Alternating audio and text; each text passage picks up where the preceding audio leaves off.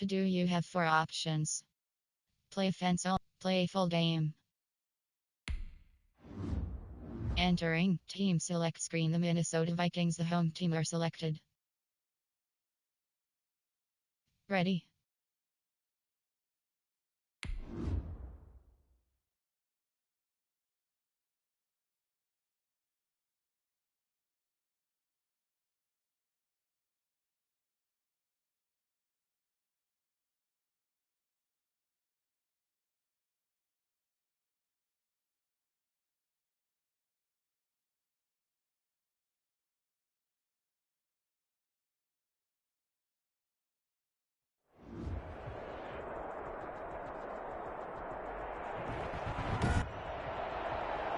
Today, from U.S. Bank Stadium in Minneapolis,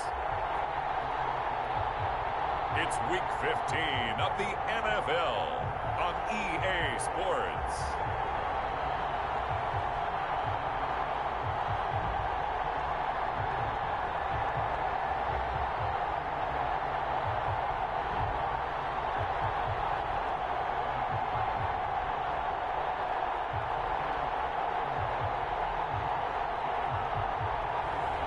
We'll see Kirk Cousins and the Minnesota Vikings taking on Mitchell Trubisky and the Chicago Bears. A very warm day outside by Minnesota standards, but then again, it is still summer. Either way, the AC is working just fine at U.S. Bank Stadium in the Twin Cities. It can certainly get loud inside this building, and just a few moments ago when the Vikings were introduced, it was downright shaking in here. They're set for football as the Vikings get ready to do battle with the Chicago Bears.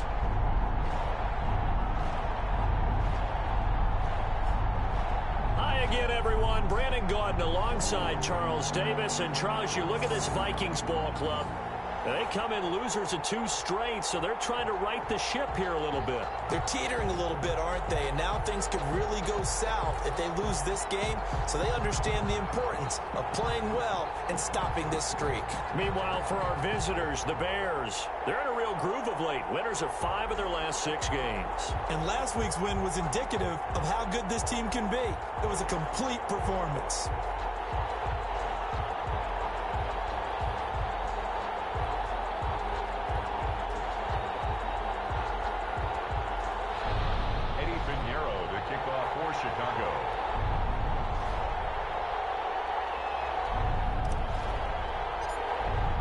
It's the final 3 weeks of the season. Still plenty to play for here as we're underway in Week 15. They're going to mark that where it went out of bounds. So really good starting field position up past the 40-yard line.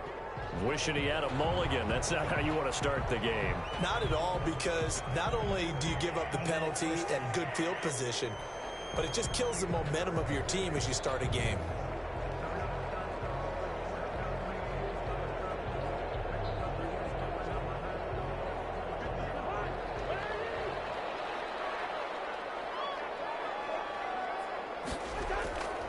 Cousins now to throw on first down. He takes a shot on the release as this will be incomplete. He was looking for Adam Thielen there.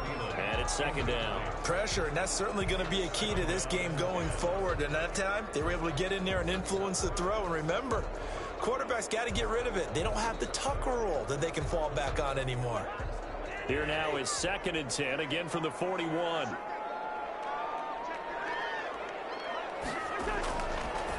Working out of the gun, Cousins. Justin Jefferson, the rookie, his intended receiver.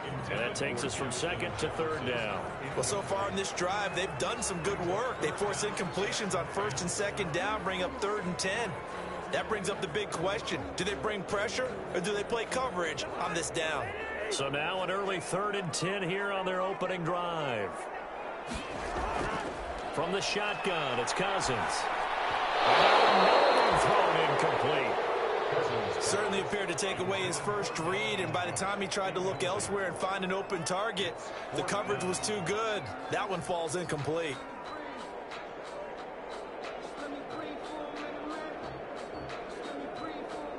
So on 4th down, Britton Colquitt on to punt. He punted 4 times in the loss last week as he gets this one away here. It'll be a 41-yard punt, give him 5 on the return. And the Bears take over. So here are the Bears now for their opening drive. Leading them out, their quarterback in his 4th season from North Carolina, it's Mitchell Trubisky. To be considered for the MVP award in the NFL, it's got to be a season of not just consistency, but spectacular consistency, and he's had it all the way through. I think you're right. He's been as consistent, more consistent probably than anybody else as the numbers bear out. And the social media chatter for the MVP races certainly start to ramp up. I know you and I have felt that. Yeah, no doubt about it. Right now, he's in the pole position as we head down the stretch. Give him 13 yards on the opening play of the drive and also give him a first down. A lot of running backs, a little bit of a disadvantage when you start talking MVP. Might not be the case this year. You think he's got a shot, don't you? I do. I think he's got more than a shot, but what he's going to need here down the stretch this late in the season, he needs that big closing game, that game that we're all going to reflect on and go, oh my goodness, did he put up a number, let's say 200 plus? From the 34 now, here's 1st and 10.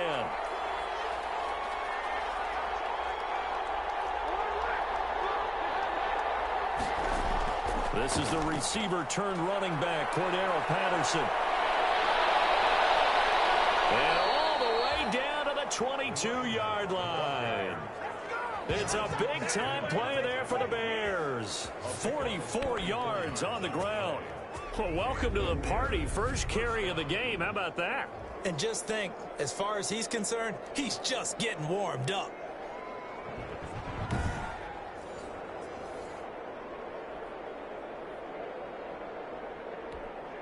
So the big play gets him all the way down to the outskirts of the red zone here for 1st and 10.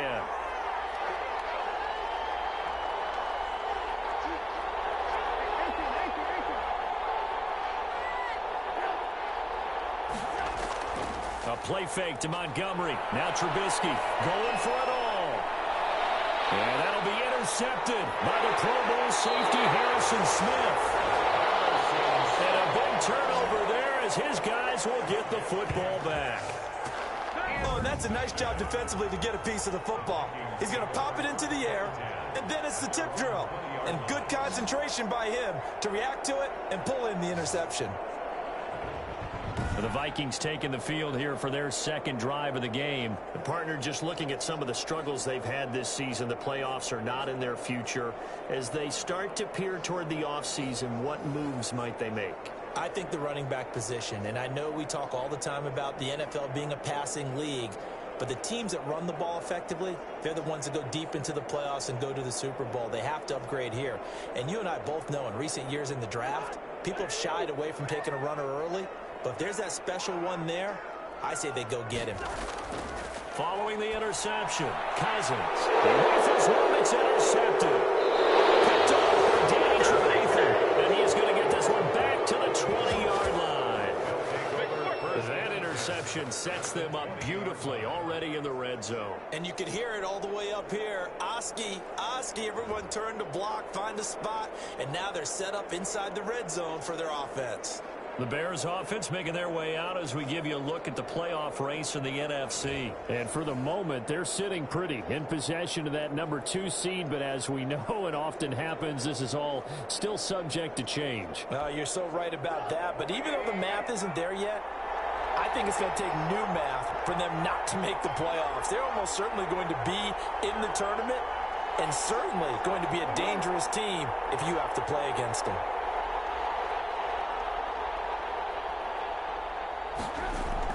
They'll run on 1st down. It's Patterson. And good downhill running. He's got 6 yards down to the 13. Defensively here, you're facing a top 5 team in terms of points scored in the NFL. So when they're that high powered, you've got to find a way to hold them under 20. Because to me, that's the magic number. 20 points scored, you give yourself your best chance to win. So if they're up around 24, 28, 30, they could be in some trouble. And I think so, because then you turn it into a shootout, and that means your offense has to keep pace. 6 yards on that last play. Here's 2nd and 4.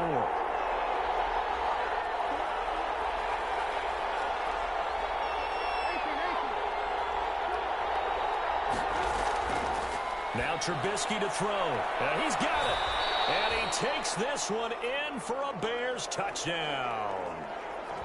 Allen Robinson, his 17th touchdown now on the season. And the Bears have taken the early lead.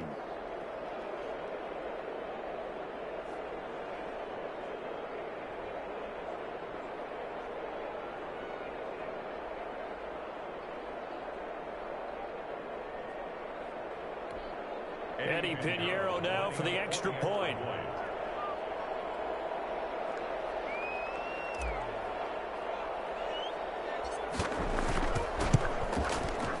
And he's got it to make it 7-0 in favor of the Bears.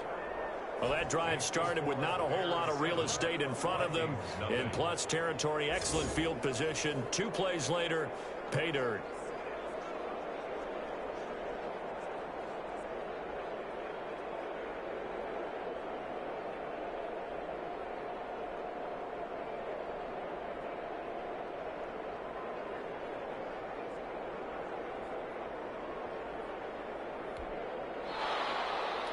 Eddie Pinheiro to kick off for Chicago.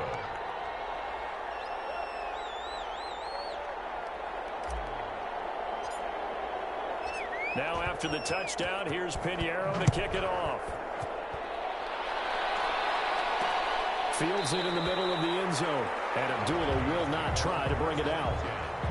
At their own 25-yard line. Kirk Cousins now gearing up to lead this offense back out there. And he'll need to find a way to shrug off the opening drive, if you can even call it a drive. 1 play and an interception, so he's got to forget that. I know that in today's football, we have a good number of coaches who don't look at time of possession the way that the old school guys did.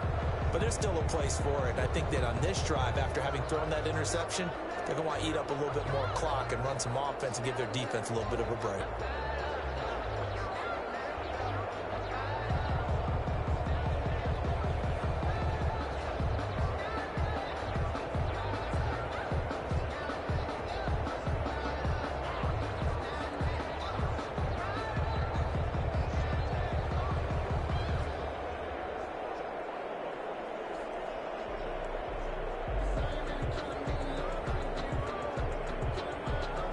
Cousins and the Vikings with a 1st and 10 at their own 25-yard line.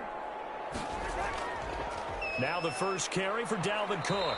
And not much to speak of. Call it a 1-yard gain up to the 26. The numbers a week ago for Cook. 13 carries, 59 yards. I can't remember the last time we did a game and a coach didn't talk about establishing the run first. But they've lost 2 straight games, so they still want to do that, but they've got to have some contingencies, some other options. Expect them maybe to throw it a little bit to open up things and maybe run it a little bit more later in the game. The run only got a yard. Here's 2nd and 9.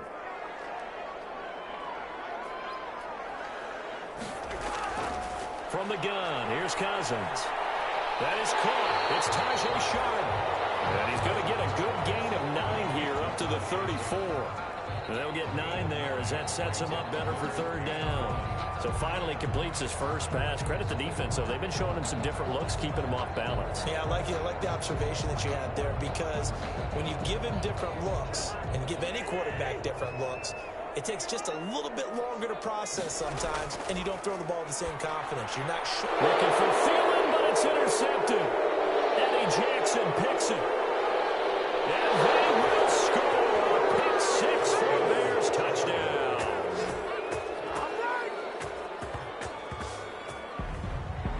And this defense looking like they have come to play the pick 6, and just like that, it's 13-0 early on. Well, go back with me to our training camp visits. What do we hear during these drills? Pass. Ball's in the air. And then my favorite. Oski. That's the interception. That means everybody finds someone to block them legally, stay on your feet, and they get it done. Touchdown.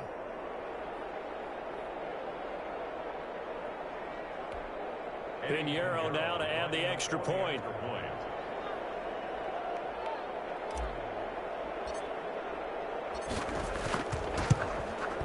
And it's good to make it 14-0. His kick is good.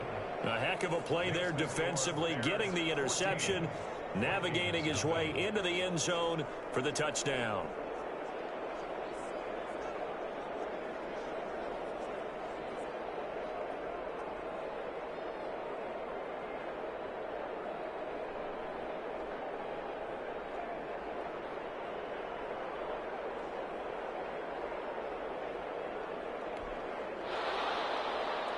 Pinheiro to kick off for Chicago.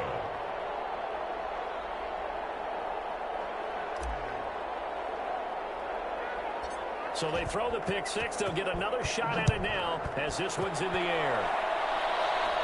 On the return, here comes Amir Abdullah. Oh, a dangerous return man showing it here. Amir Abdullah on the return. The Vikings take over 1st and 10.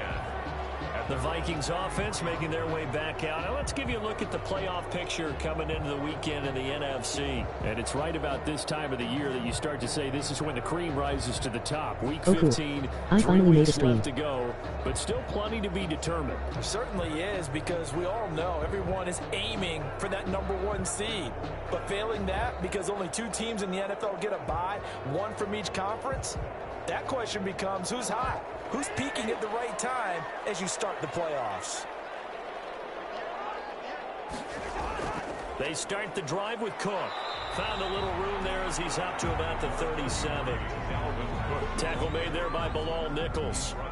Well, the end of all that hitting and hollering, it was a 4-yard run, so the offense is going to go back down and feel pretty good about themselves.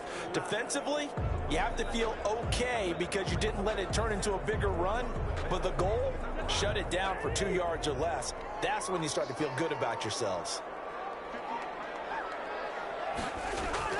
To throw on 2nd and 6, Cousins. And he slips up past the 45 before being tackled. 11 yards there, 1st down. You can almost hear the sigh of relief coming from their sideline and from their point on the field, because this has been a tough start for them thus far. A much-needed 1st down there. They needed something good to happen. Plays like that will continue to help them dig out of this hole.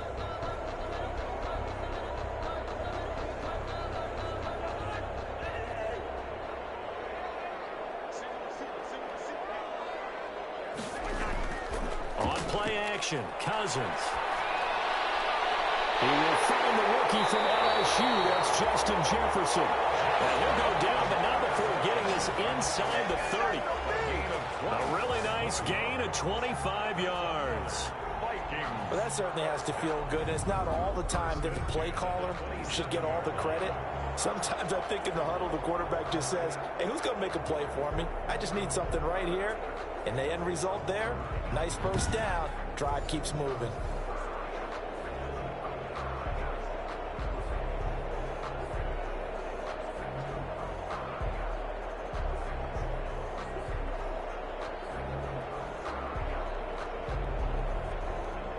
So into Bear territory now. This is 1st and 10 at the 27. Cousins gives way to Cook. And inside the 20 before he's brought down. Another good gain. That's now 35 yards combined on those last 2 plays. I have to admit, I'm excited by that play call and the end result, because this is a team that's down big early in the 1st quarter, and a lot of teams will just panic, abandon the playbook, and just start firing the ball all over the place. It's way too early for that. Stick to what works for you. Down double digits, and we talked about their game plan being both running and passing there. You're right. They're sticking to the game plan, getting the ground game going. A lot of football left to be played.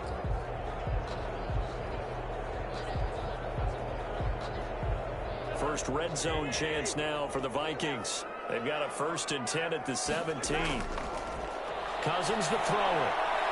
And he'll get into the end zone. Touchdown, Minnesota. Kyle Rudolph. His 2nd touchdown on the season. And the Vikings are able to make this a close game again. For good reason, quarterbacks want to get the ball to the perimeter to their wide receivers for big plays.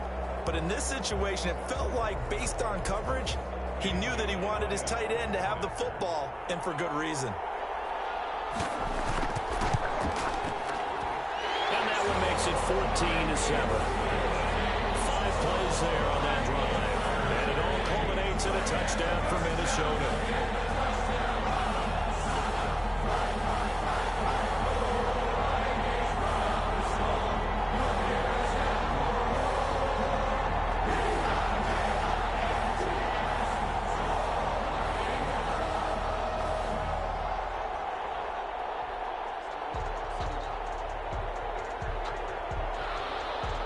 This game back within a touchdown now as the kickoff's away. On the return, here's the dangerous Cordero Patterson. And able to get this out to the 25. First and 10 at their own 25-yard line. And as this offense makes their way back out, NFC playoff race time, we give you a look at what's going on there. And for them, a touchdown their last go-around. Obviously, they'll be hoping to do that again. And when you start plotting for this drive, when you start thinking to yourself, okay, what are we going to do? You don't go away from what you did before because that worked, but you have to be prepared for wrinkles and counters because you know they'll make some adjustments. They're going to start the drive here on the ground with Patterson. And he'll run straight into a wall of tacklers at the line of scrimmage. It's second down. Delayed give there out of the gun. Defense was ready. And I'm not a big fan of a draw play out of the shotgun formation because the quarterback's not having much action where he's getting away from the line of scrimmage. He's catching the football, making a little head fake, and then handing it off. You should be able to read it as they did there.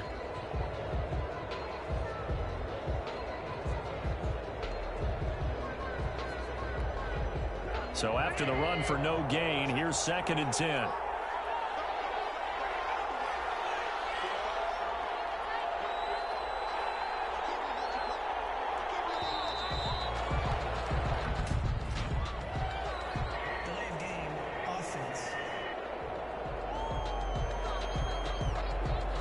And that'll set him back 5. And now after the delay of game, they're operating behind the sticks, second and 15.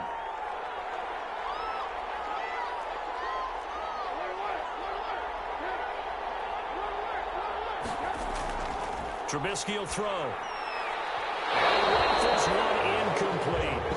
He's not exactly had a banner start to this game. We're still in the first quarter. He's already thrown an interception, and that should have been the second one. And 15.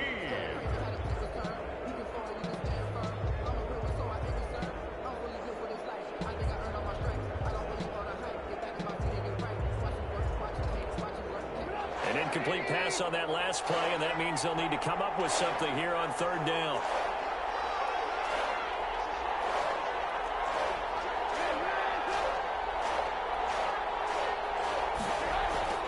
Out of the gun, Trubisky is going to float this one deep right side. And that's caught inside the 35.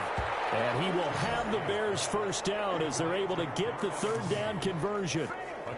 That pass was heavily defended on third down, but you know what? He's one of the best in the league at body control, and he showed you why there. So what that tells you is that the guy throwing the football understands his guys, doesn't he? Give them a chance, put it up there, and realize that even in a battle, they're more than likely to come down with the football.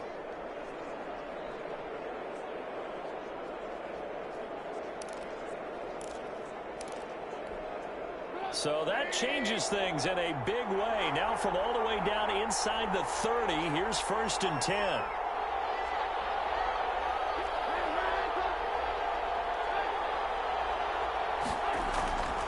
First down, here's the run with Montgomery. Down to the 25. Number 32. The numbers on the ground for Montgomery in last week's affair.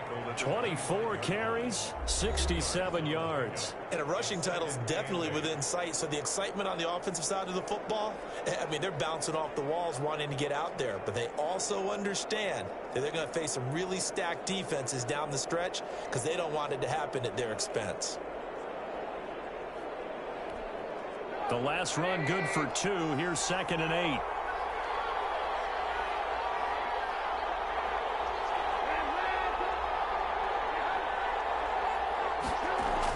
A shotgun handoff to Patterson. And not much of a hole there as he gets it down to about the 24-yard line. Now third down is looming. A pickup of 2 on first down and just 1 yard there.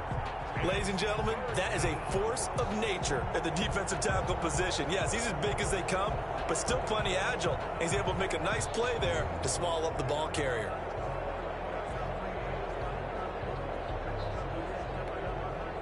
An extra defender in the secondary for the Vikings here on third down.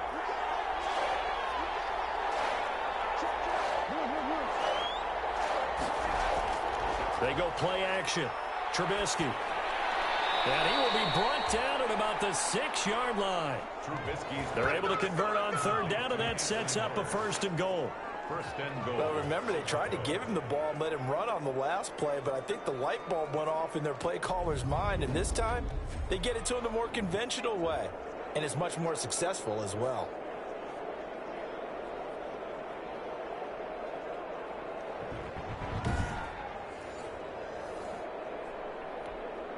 Looks like a jumbo set with 3 tight ends here for first and goal.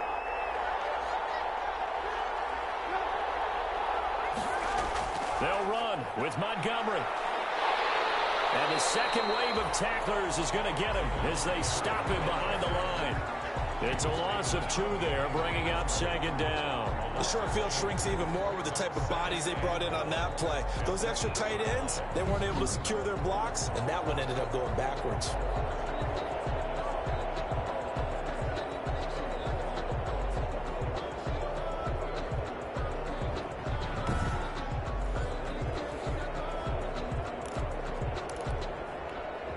It's second and goal, back to the 8-yard line now.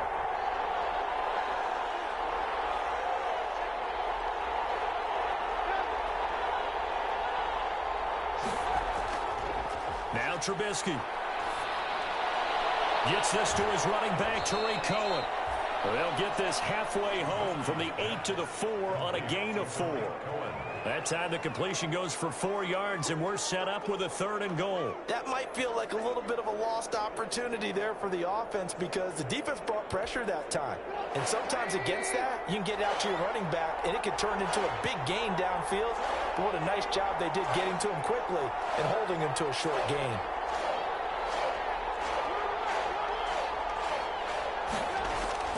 On third and goal, Trubisky got his man, and it's caught for a Chicago touchdown.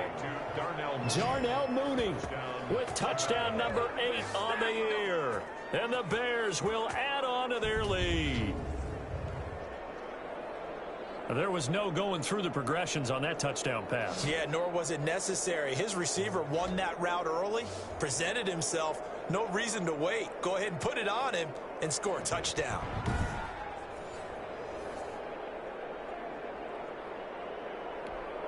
Pinheiro now to add the extra point.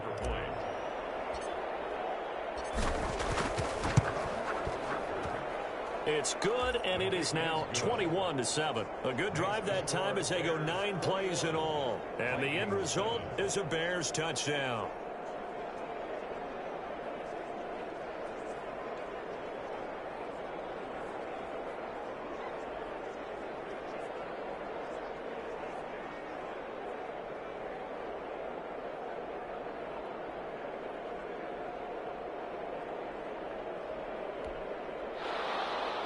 Pinheiro to kick off for Chicago.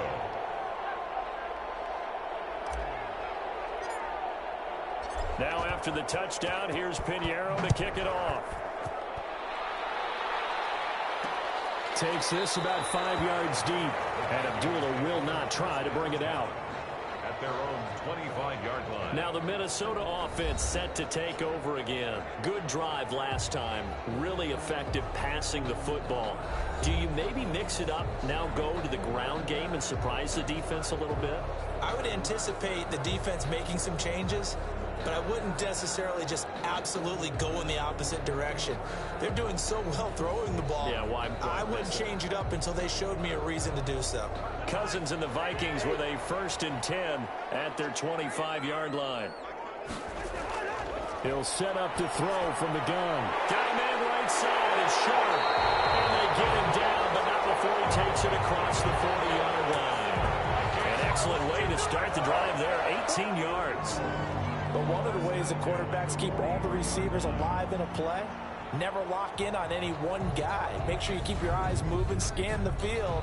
And here he finds the open guy for a nice pickup.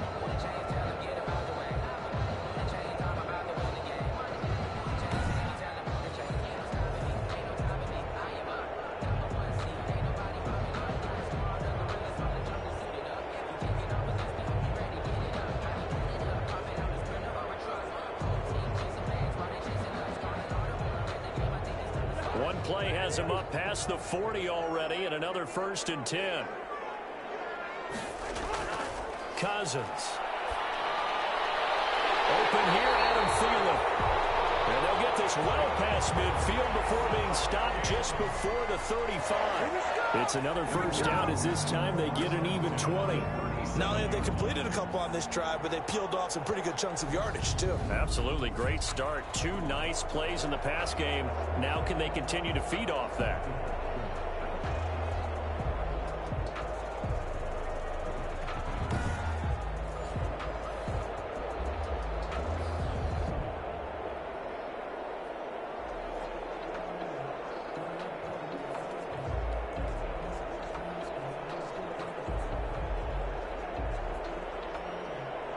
So into Bear territory now. This is 1st and 10 at the 37-yard line. Give to Cook out of the gun. And this will leave him a yard short. Nice pickup of 9 yards on 1st down. He was brought down. That's a really nice job by them picking up the run blitz and detecting it and blocking it and turning it into a nice run. And a lot of times you think if you blitz a running play, you're going to smother it. But a lot of the blitzers, they come in a little bit high. They don't have great leverage, and they're easily blocked and turned to the side. On 2nd and a yard, Cousins. This one brought in by Jefferson. And he'll be a couple yards shy of the red zone here at the 22-yard line. 7 yards there and a 1st down. One thing you're hoping for when you run drag routes, you're able to hit a receiver in stride, and he can pick up a lot of yardage after the catch. But in this situation, the defense was effective, able to stop him before he could get a good head of steam going.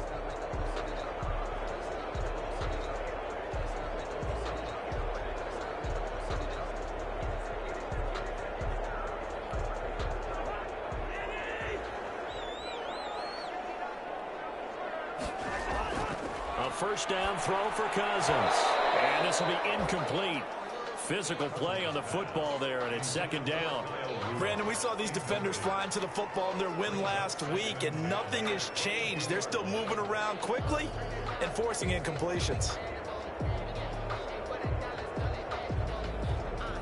So after the incompletion, 2nd and 10 from the 22. Cousins now.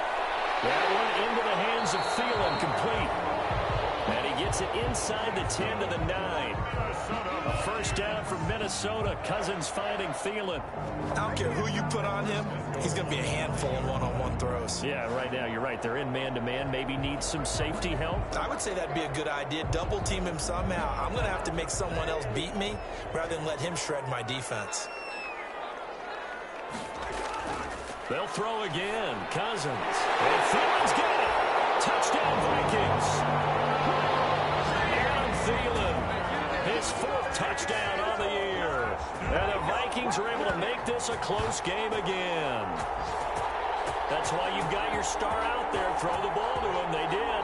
That's simply saying we don't care what coverage you put out there. He's so good.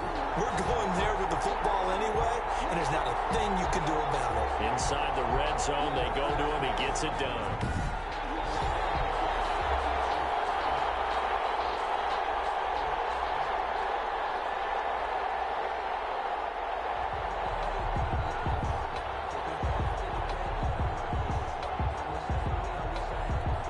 Now Bailey to tack on the extra point.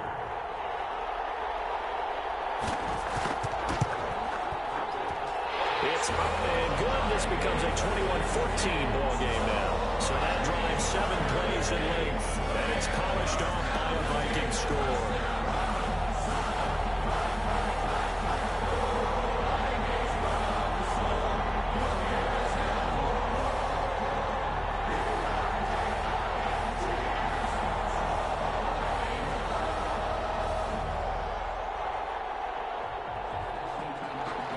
This game back within a touchdown now as the kickoff's away.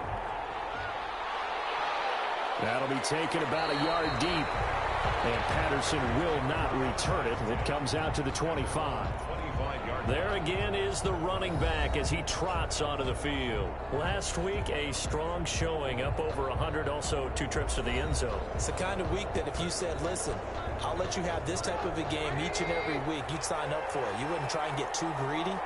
But let's face it, good runners always want to be a little bit more greedy at the end, try and squeeze out every last yard. He's going to try and duplicate that and exceed it in this game. He's upended after a gain of 2 out to the 27. 2 yards on the pickup there. It'll be 2nd and 8. Well, it's time for them to be good teammates right here. And what I mean by that is possess the ball for a little while. Get at least 2 first downs. Give their defense a chance to settle down a little bit after they give up a touchdown. They'll break the huddle, come up on 2nd and 8 at the 27-yard line.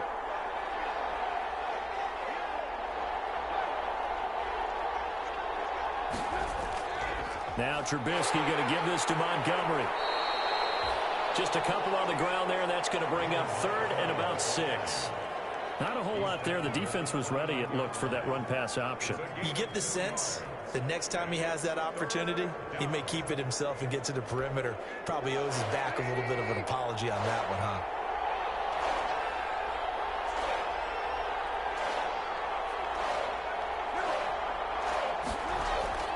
On 3rd down, Trubisky. And that will be incomplete. And that's exactly what defenses talk about. You've got to find ways to get off the field when you can, especially on 3rd down. And 3rd down defense going to be vital in this game. Able to knock that one away and force a 4th down. So on 4th down, on is the punter, Pat O'Donnell, to kick it away. Amir Abdullah deep for Minnesota.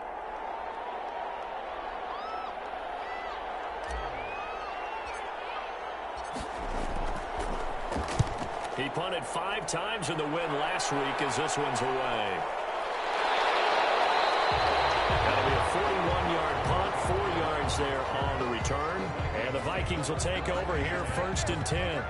Minnesota now ready for their next possession. And they'll be looking to build off of a nice drive last time, a drive that really relied on the quarterback. Making good decisions, distributing the ball well, distributing it accurately, keeping it away from danger. A really nicely run drive. But now the defense, what adjustments do they need to make in the passing game? Pass rush, pass rush, pass rush. Whether it's the guys up front or maybe you bring additional guys, but you've got to disrupt the timing of them throwing the football. We'll see if they can disrupt it here. They're throwing here to start the drive as they connect left side. And he gets this one to midfield before he's brought down. The drive starting play, a good one. Give him 19. At the 50-yard line.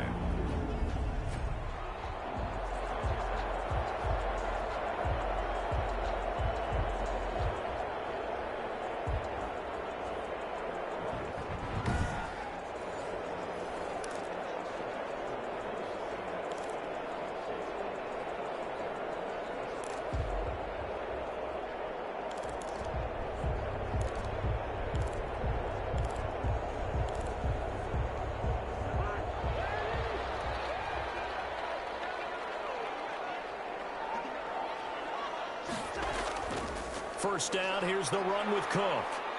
And he takes it across midfield to the 45. Number 33. It's a 6-yard gain on the ground, and that'll make it 2nd and 4.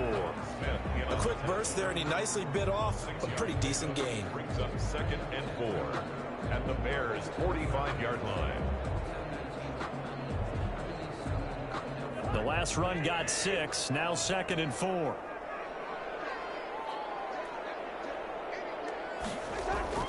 They run, Cook, and he is going to be stopped cold behind the line of scrimmage. Call that a loss of a yard, and things get a little more difficult here, 3rd and 5. This defense is a difficult one to prepare for, one of the best in the league. They'll come at you from all angles, and they did a nice job there stopping him for a loss.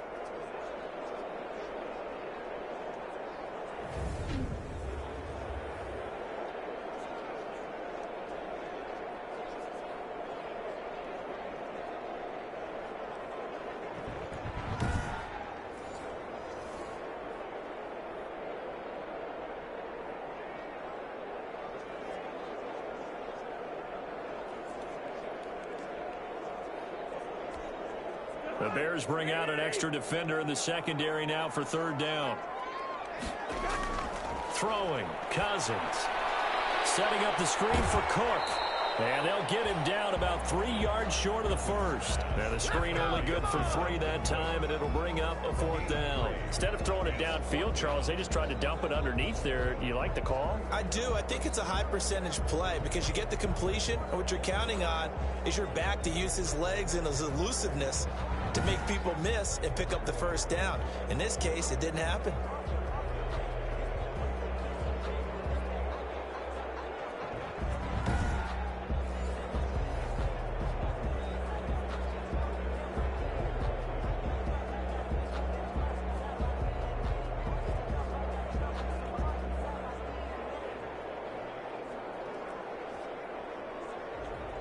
Here's Britton Colquitt now as he'll kick it away for the second time. And how about this, a fake? And this is incomplete. A huge gamble, and it does not pay off. They fake the punt. It doesn't work out, and the Bears will get the football back. The Chicago offense set to get started. And we have seen a lot on the scoreboard here this quarter. So sometimes you talk to me about tendency breakers on offense. These defenses struggling. Are there tendency breakers on defense? All defensive coordinators keep something in their hip pocket for these types of situations. What can we do to slow down the onslaught? But the biggest thing is make sure these guys encourage each other, pick themselves up, because right now it's been a really tough ball game trying to stop these offenses. Oh, it really has, especially as of late. They're going to be stopped up on this first down run. He might have gotten back to the line of scrimmage, but that's it. The running lanes have definitely not been there for him here in the first half, and I don't think it's all been his fault. His offensive line hasn't given him much space. A loss results there.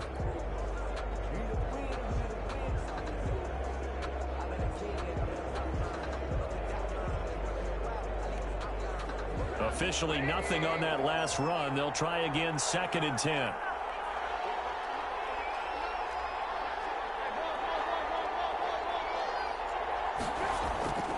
From the gun, it's Trubisky. And this will be caught by Mooney. The reception good for 7. It's third down. Some think that teams really won't throw a slant route unless you have a receiver that has a lot of stature to him. But sometimes the little guys, they get lost in there. People can't really locate them, and they run that quick cut on the slant, and oftentimes they can turn it into big plays. On third down, Patterson. That is not going to be any help as they dump him behind the line of scrimmage. That'll wind up going for a loss of 4. And it'll be 4th down.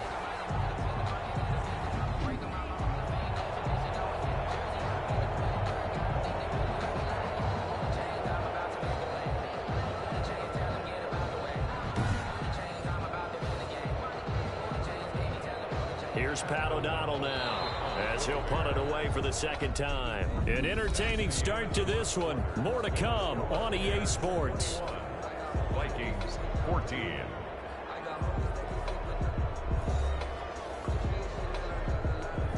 Here's Pat O'Donnell now as he's on to punt for Chicago.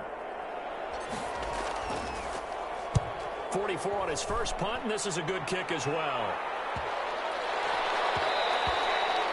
And that one hits at the 7, but bounds into the end zone, and that'll be a touchback. Their own 20-yard line. And now out comes Minnesota.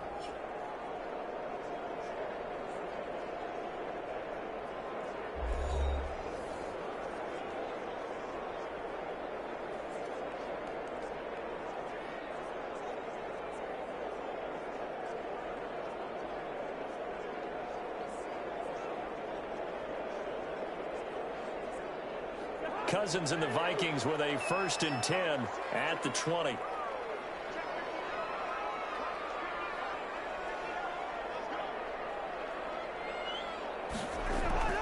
Here's Cook as they begin on the ground.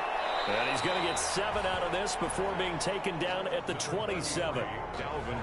Well, no matter how they phrase it, staying on schedule, staying ahead of the sticks, whatever you want to call it, 7 yards on first down, that fits the bill. At the 27-yard line. So they'll come up after the gain of 7 on a 2nd and 3. On the carry, it's Cook. Give him a yard on the run there, and that's going to set up a 3rd down and 2. The good run on 1st down followed up by a not-so-good run on 2nd down. Now let's find out if they're going to stick with the run here on 3rd down. A lot of people would love to see some play action here. I say go with your best running play over your best blocker.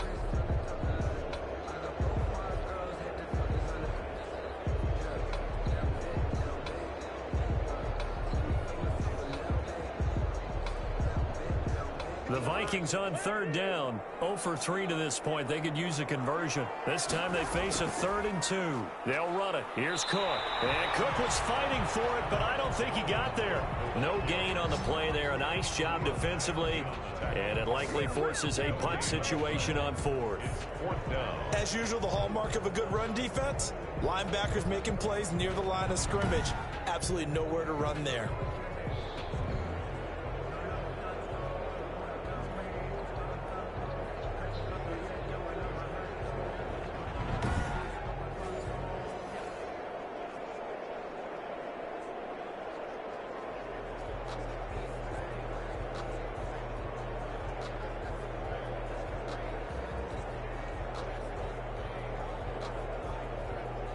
Here's Britton Colquitt now. On, we think, to punt, though he's faked it earlier, but he was unsuccessful.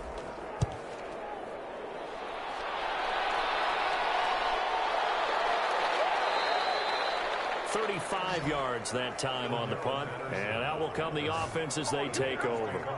Here's the Chicago offense coming back out onto the field. They're out in front. Last time they had to punt it away. We'll see if they can add to their lead now. They don't want to go out and punt it away again. This team now wants to get a cushion, put people away. They want to run their offense and have it end up in the end zone.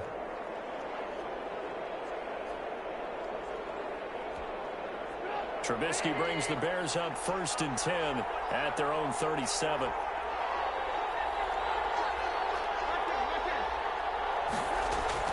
And from the shotgun, he'll throw. He'll get that complete to his tight end, Kombat. And they will only muster a yard here to the 38. A good rally to the football keeps him to only a yard, and it's 2nd down. Not a big window to throw. Coverage wasn't too bad there. Yeah, they had him under wraps pretty well, but somehow able to muscle his way open and catch the ball.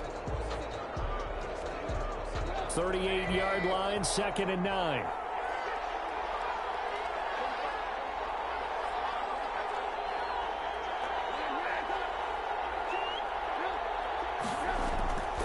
Here's Trubisky to throw. Quickly into the hands of Robinson. And he'll be taken down, but not before he gets into enemy territory. Give him 14 on that one and a 1st down. Solid catch there for a man who's been so brilliant this year. Worth pointing out, as we were talking about earlier, there has never in the 60-year history of the award been a pass catcher, tight end or wide receiver, that has taken home the MVP trophy. And the best receivers I've talked with, they know that stat, and it drives them crazy because they understand that without a quarterback, they don't make the plays that they make. They also don't feel like they get enough credit for bailing out some of the throws the quarterbacks make. Absolutely. Takes 2 to tango. Broke through some contact, but unable to reach the 40. It's a 6-yard pickup, but it gets them to 2nd and 4. Offensive linemen love creating space for their guys carrying the ball, but when that guy also breaks tackles and creates extra yardage, they almost feel like he's one of them, and they really embrace him.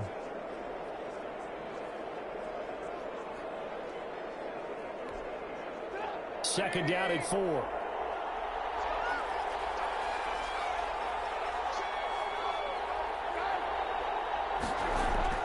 Patterson on the draw play. Not much there. Maybe a couple as he's taken down at the 40.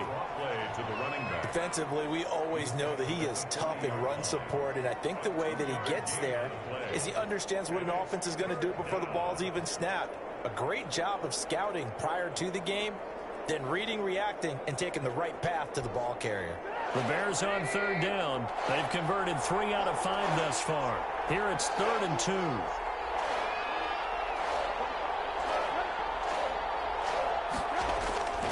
They'll run it. Here's Montgomery. And for the moment, this will be a 1st down. But we have a marker on the field. Let's see if this stands. So on the big tight end, holding. Each and every year, we talk about very few tight ends coming into the league that are polished blockers or asked to do it a lot in college. So it's a constant struggle and a constant fight to learn how to do it without holding.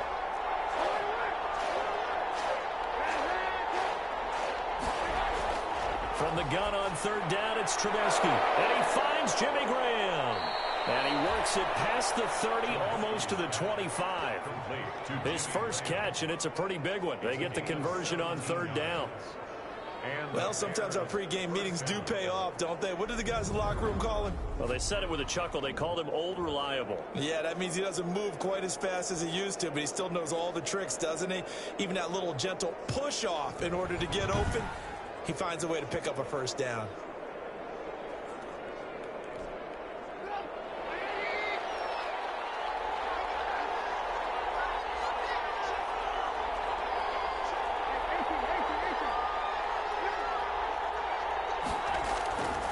On first down, it's Montgomery.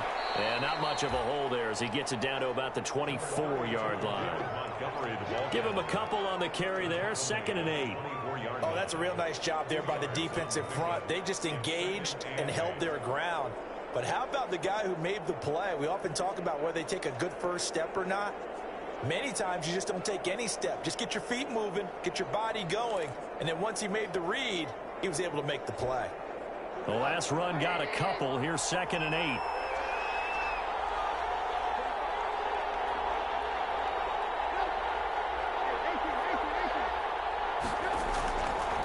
Here's Patterson. And not much. Maybe a yard down to the 23. To the running back. Brandon, we talk all the time about those hybrid players, guys who could do more than one thing. And I think if you're playing strong safety in the NFL today, you are a true hybrid. Part linebacker, part cover guy. And coming up, sticking his nose in the mess there and making a nice play defensively.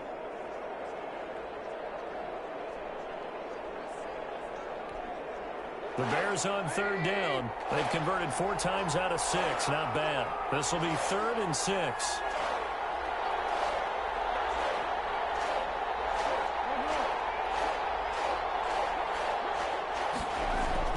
A play fake to Montgomery. Now Trubisky looking for the end zone. And that is caught. Touchdown, Bears. Allen Robinson with his 2nd touchdown here in this first half as the Bears push further out in front. And it was a tight window. He knew he had to rocket that thing in there. He got it done. And when you're able to complete one like that, your confidence has to just go sky high. You just mentioned it. Tight window, zings it in there despite excellent coverage. Result, touchdown.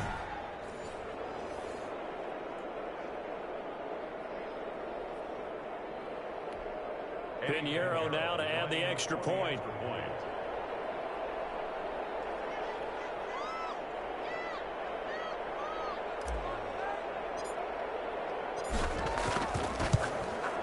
He's got it as they double up the lead. This one's now 28-14. So that drive takes him down the field in 8 plays. And it culminates in a touchdown for Chicago.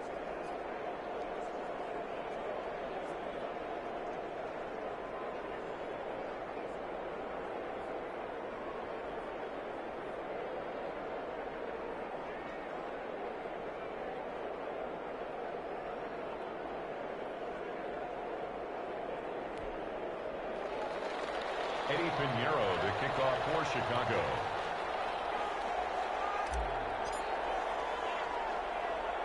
Now after the touchdown, here's Pinheiro to kick it off. Right after the touchdown to extend their lead, now maybe opening the door a little bit there by allowing starting field position at the 40. And that drives coaches insane, doesn't it? When they see that happen, it just doesn't feel right, does it? Plus, you're giving up yardage. A 10th carry in the game for Cook. And the play goes nowhere. Losing yardage back near the 40 at the 39. 2 yards the loss, 2nd and 12. That was well played there defensively. 2 tight ends in the formation, which essentially gave them 7 blockers up front. Hard to imagine with all that size and beef, that they could let a tackler through, but that's exactly what happened. A loss resulted.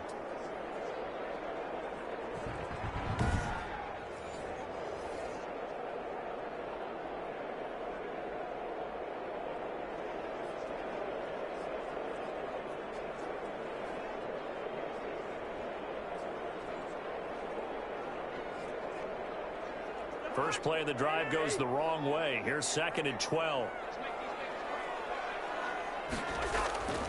Here's Cousins. They quickly to Thielen here. They get 11 back on that one. It leads to 3rd down.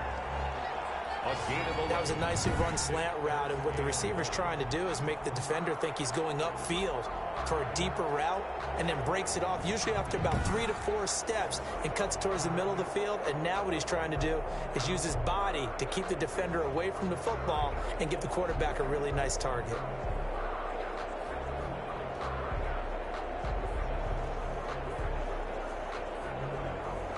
The Vikings on 3rd down. Not good. 0 for 4 thus far. They're up against a 3rd and 1 situation. Cousins now from the 50. Now the hit comes, and Cousins lost the football.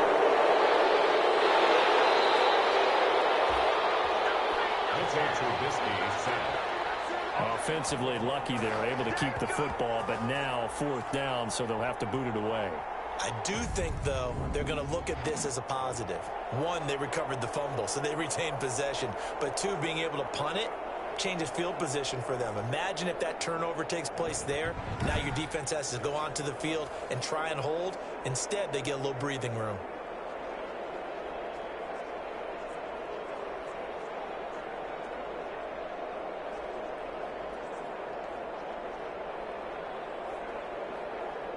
Here's Britton Colquitt now as he's on to punt for Minnesota.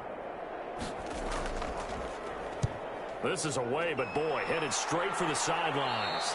And this one will not be returnable as it sails out of bounds. Mitchell Trubisky and the Bears set to begin their next drive. And it's been a good game for him to this point, Charles. They're winning on the scoreboard. They got to be feeling pretty good. And it's always fun for them when they're not just winning on the scoreboard, but they're contributing in a big way. You see him throwing touchdown passes, watching this video here. It's got to be a fun time for him and a relaxed time because nothing is pressing. Relaxed, cool, calm, collective, all those things describing him right now. The Bears offense ready to go for their next drive. And they're hoping to redo their efforts in the last drive when they got into the end zone. And just think of what it's like now on the sideline, because when you score a touchdown, you have to go over and look at the tablet and see what you did on the last drive. The Vikings after him, and they get there for the sack. The defensive end, Daniil Hunter, drops him. Well, maybe that can give him a little bit of a pick-me-up, a little bit of a jolt. One of the few things that's gone right defensively. Because other than that, it's really been a first half to forget.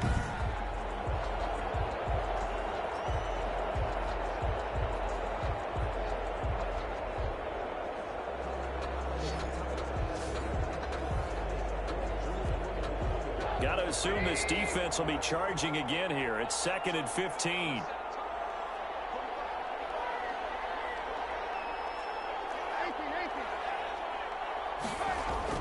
Another try after the first down sack. Trubisky. And they're going to get this beyond the 40 before he's taken down. That one good for 20 on the catch and run. Talk about a big first half. Already has the 2 touchdowns, adding to his receiving total there and picking up the first down. He's coming off the line so fast. I think he's intimidating the defensive backs with his explosiveness, and he's chipping away at their confidence.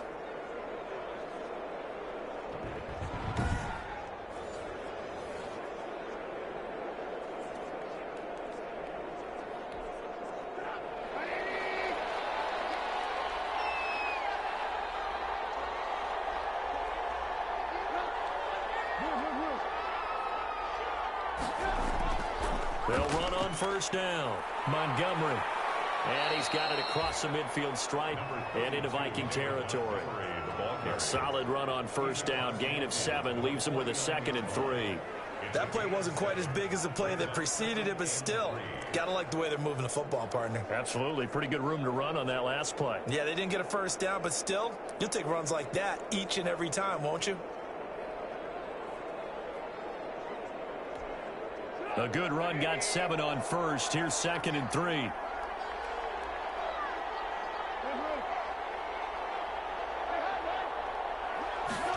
On second down, here's the option. Under pressure, and he will go down. Sacked back at the 46. Credit the sack to Corey Legion. Tell you what, he did not have much time there to scan the field before he was ducking and covering.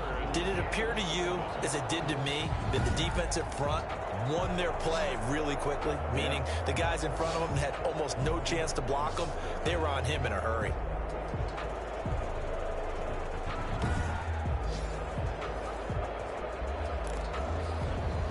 The Bears on third down. They've been very good, 5 for 7 thus far. This is 3rd and 7.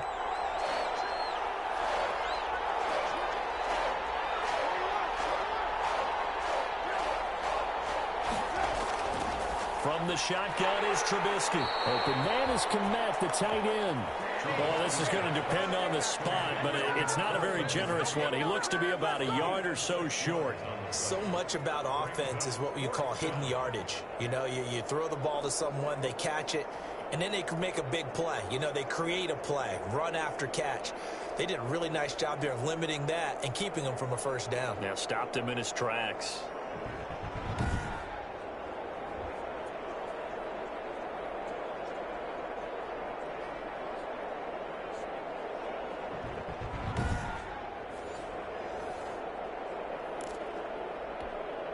Matt Nagy has made the decision. They're going to go for it here.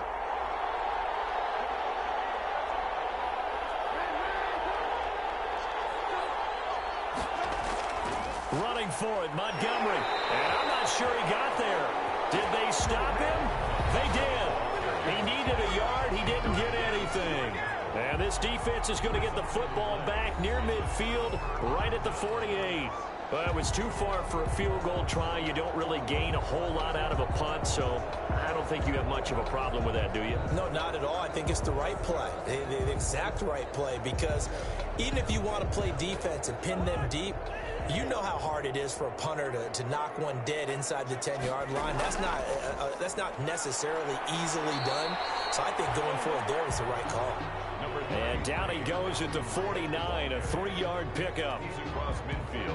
Yeah, I don't know if it's exactly a win-win, but if you're on offense, you'll take that kind of a run, all right? It was kind of stacked up, found a little bit of yardage, and frankly, they're pretty close to staying on schedule on offense. The playbook is still open for the coordinator. From just shy of midfield, Cousins. Now the hit comes, and Cousins lost the football. And this is picked up by the Bears. And they bring this one back. A full return for a Bears touchdown. This first half has been a nightmare for that offense. Defense just dominating them. And when you're picking up the ball, picking up their mistakes, and taking it the other way and putting it in the end zone, that's a defense's dream. They're having that type of a game. Everything that can go wrong has gone wrong for this offensive unit.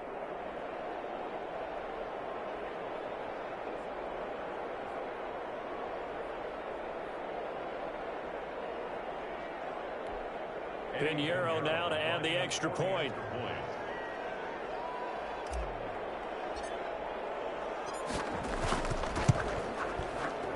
And oh, it's no good on the PAT, so they can't add on here.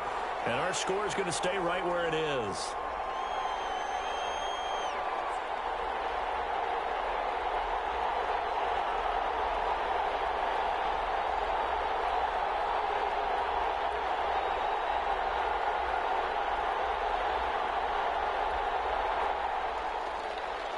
Eddie Pinheiro to kick off for Chicago.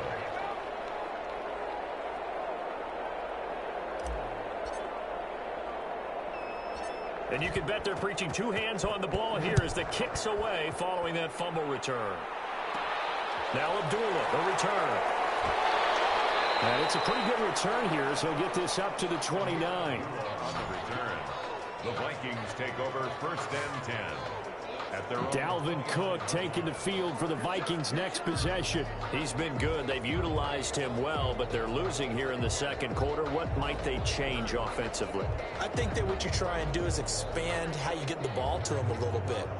Get him out in open space, maybe swing the ball to him. What's that they used to call in the West Coast offense, the long handoff? Yeah. Serve as your running play that way, as well as continue to feed him the football. Some of these runs now may pop bigger later in the game because of the effects of running it. Sometimes people, after a while, they don't want to tackle him anymore, or they get tired and they get out of position, or he runs through tackles. Continue to feed him the ball. He's having that kind of game. Yeah, might they get him the ball in some space in some different ways here. And that throw behind his man. He missed him. Incomplete.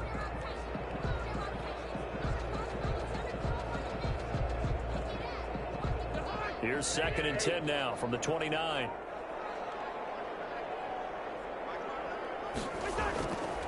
From the gun, here's Cousins. Complete. Jefferson the target. And he'll get it up near the 35, right at the 34 here. 5 yards. Now it's 3rd and 5. When you see zone defense and you know you've got a drag route on as your primary call, you've got to be really careful as a passer about how far you let your guy go because he might wander into some tough coverage. The Vikings on 3rd down. A pretty woeful 0 for 5 thus far. This will be 3rd and 5.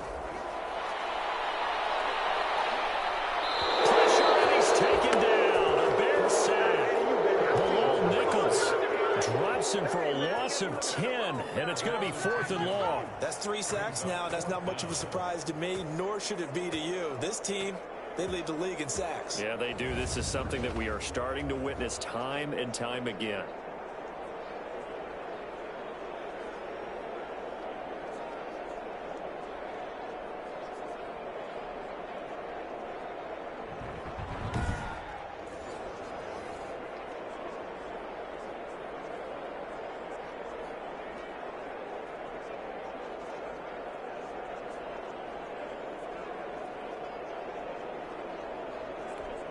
Here's Britton Colquitt now as the drive goes backwards, so he's on to punt it away.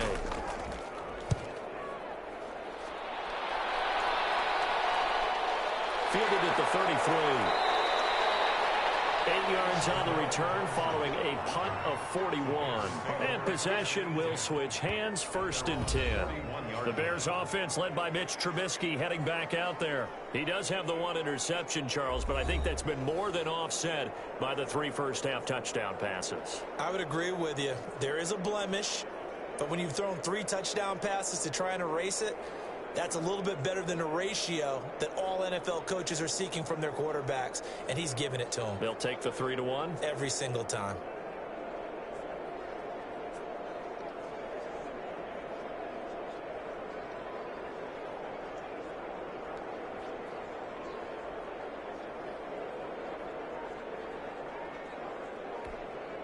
Trubisky brings the Bears up 1st and 10 at the 41-yard line.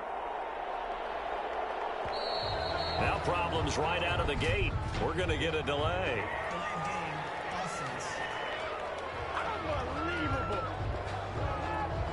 He didn't even try to signal for a timeout, so they must have not been aware of the numbers. I think he lost track of the time left in the play clock and probably was trying to read the defense and trying to figure out which play to run and just lost track, and it cost him. And he'll grab a gain of 5 out of this up to the 41-yard line. Decided to hand it off that time on the run-pass option. Appeared to be an easy decision. Just gave it inside. Nice, steady gain.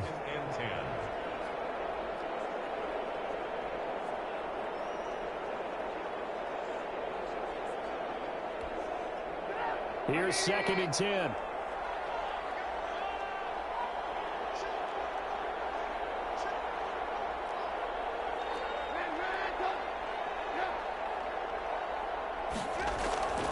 Out of the gun, Trubisky. That's complete right side to Kombat. And he takes this one down almost all the way to the 30. That'll wind up a gain of 27 on the catch and run. And now with that completion, he's north of 200 yards here in the first half. And he's going to break our statistician, Marvin, isn't he? Because Marvin right now is just tallying it up. Hope his hand doesn't hurt too much doing this or keeps hitting the calculator. But my goodness, what a start he is off to. By the end of this game, he could have monster numbers. He just wants to continue to be accurate.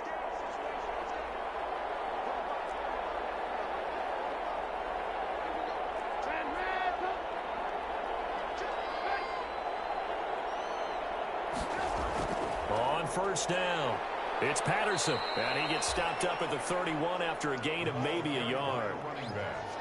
Well, sometimes you just have to give credit to the defense. Great job there at the point of attack, holding up. They won their battles at the line of scrimmage, left him no space to try and run. A really nice job swarming to the ball carrier. Here's 2nd and 9, just a yard on that last run.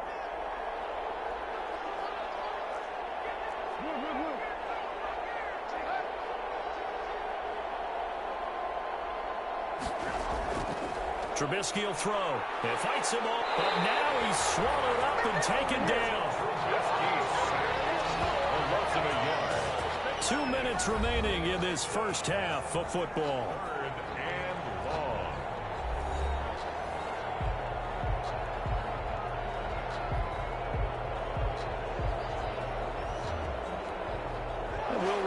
Coming up at halftime, we'll join Jonathan Coachman and the gang in Orlando. Coach will have stats and scores from the early games going on here around the NFL.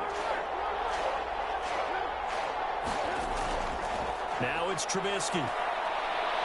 And he fends him off. And he finds his tight end, Graham.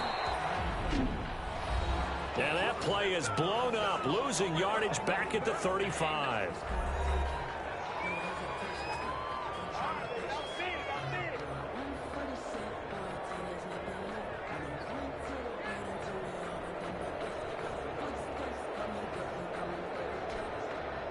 Eddie Pinheiro on now for the Bears. From the left hash, this will be a 52-yard attempt.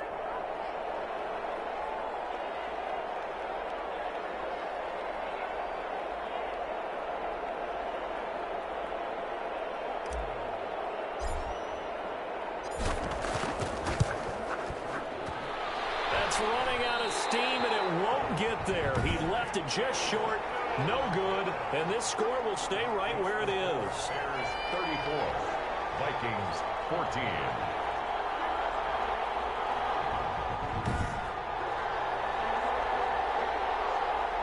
Adam Thielen and the rest of the Vikings offense, they get set for their next possession. He's been good so far to this point in the second quarter. Need to get him even more involved, maybe? I would agree with that. Definitely. Yeah, it's not even a question for me.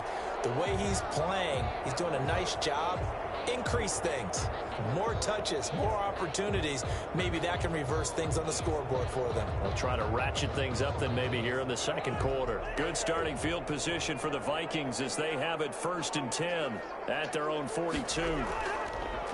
Working out of the gun. Cousins to Jefferson on the slant. And he'll be taken down, but not before he gets into enemy territory. From the shotgun, it's Cousins. This one brought in by Jefferson. And he is tackled inside the 40, not quite to the 35. 10 more for him on that one. He's been a busy man. It's a first down. The goal for any offense versus his own defense, find the holes where guys are available and put the ball on the receiver before any defender can step up and fill it. They did it well there. Perfectly executed crossing route. Back-to-back good plays have them on the move on first down. Cousins. And this one right back into the hands of Jefferson. And they'll get him down after a pickup of 8. 2nd and 2. Got the defense on their heels. 2 first downs in a row and now a pickup of 8. Nothing fancy on first down, but a very consistent type of a play. Hit that slant. A lot of people call it an extension of the running game, and it can be if that pass is completed, because you hit a guy on the run like that, you often can go for big yardage. Sets him up nicely for second down, staying ahead of schedule.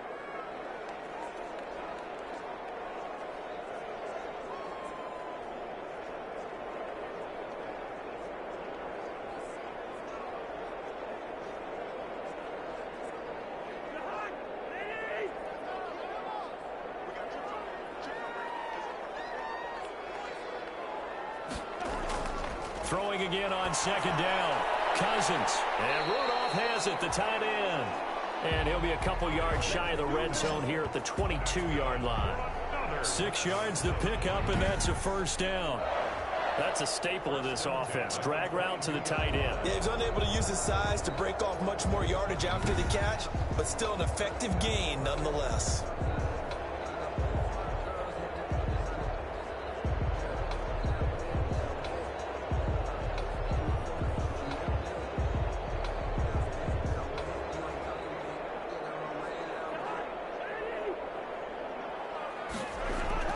On 1st and 10, Cousins.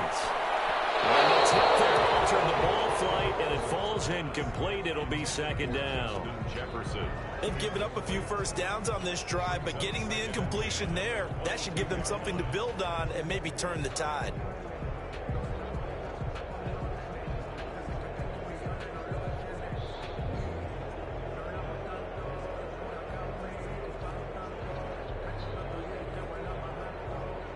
So after the incompletion, 2nd and 10 from the 22.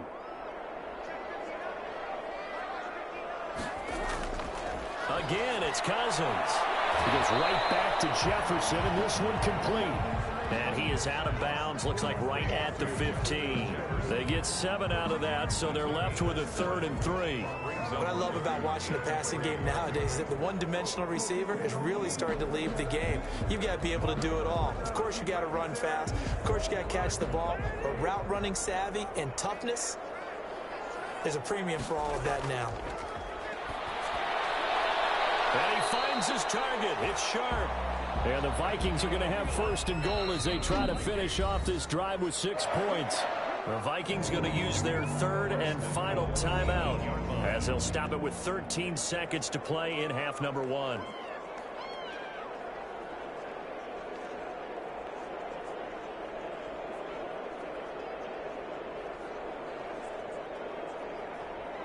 This is 1st and goal and a golden chance to get a score back here before halftime. Cousins again. It's caught in the end zone. Touchdown, Minnesota.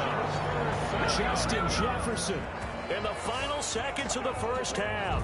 And the Vikings are able to close the gap just a bit. That's one of the better examples of clock management I've seen. Whittled it all the way down just about and still put the ball in the end zone. And just a methodical drive and something really to take into the lockers here.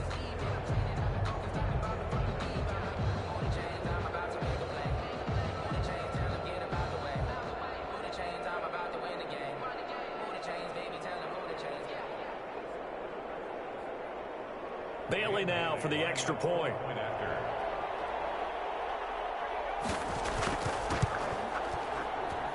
And that will cut this lead down to 13. So that drive goes 8 plays. And it all culminates in a touchdown for Minnesota.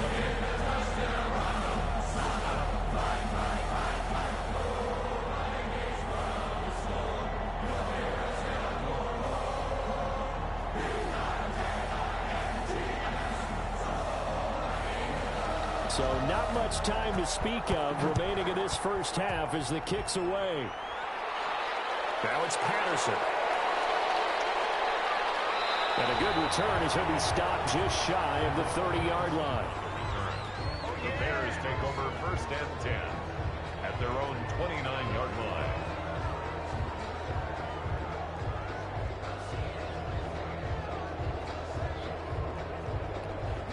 So time perhaps for one final kneel down before they take this lead to the locker room. And with time running down, they go down to a knee.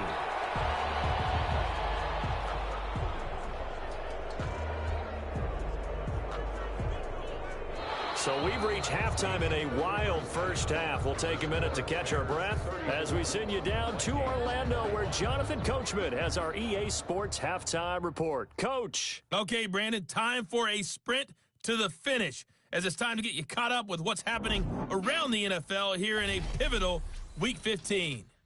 We kick off our tour with a good one in the NFC. Carolina heading to Lambeau to take on Green Bay. And that's been a back-and-forth game, all tied in the second quarter. From there, let's get over to the Rockies to check out the Broncos at home in Denver. And you can see they trail the visiting Buffalo Bills in that ball game. Darius Geis, 2 touchdown runs on the afternoon. Finally, let's get to the country music capital of the world and see what's happening with the Titans at home in Nashville. And they have the lead in that one over the visiting Lions. Big Derrick Henry with a couple of touchdown runs.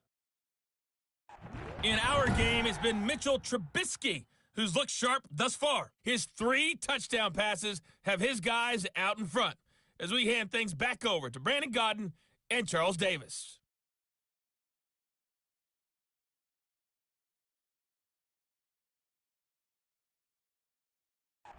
All right, Coach, thank you, and we welcome everyone back for quarter number 3.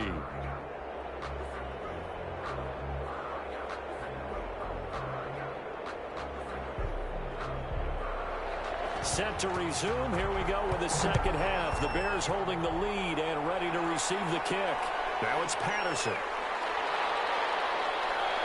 And out a little across the 25 to the 27. The Bears take over 1st and 10 at their own 27-yard. So here's the Bears offense now as they get set to start this third quarter. They had a big first half. Now they have a chance to add to that lead here in the opening possession of the second half. And everyone always asks about halftime adjustments, kind of the key phrase. What did you do at halftime? Well, the way they ran offense in the first half, I think they were very calm, congratulatory, but also what they were saying is, don't expect them to be the same on defense. They'll be the ones making the adjustments. Let's see what they do, and we'll attack accordingly. And we'll see how they attack here. And he'll take this up near the 35, maybe the 34. They'd love to just strike back with a touchdown right here, and if it's a long play, so be it. But the main goal, get a couple of first downs, run some plays, run some clock, allow their defense to get a chance to catch their breath, settle down, and relax a little bit after they just gave up a score.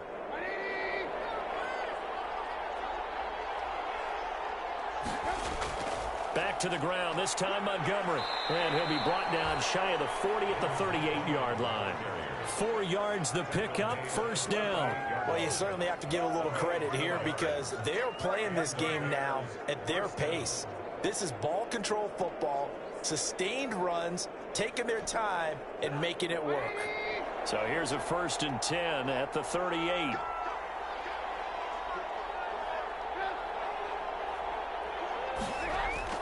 Now Montgomery.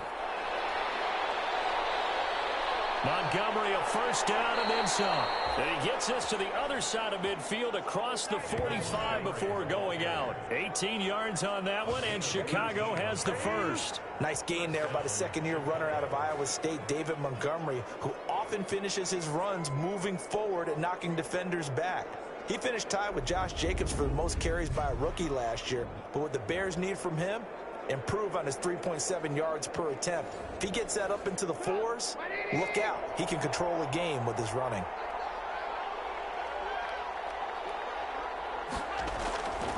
They'll run on first down.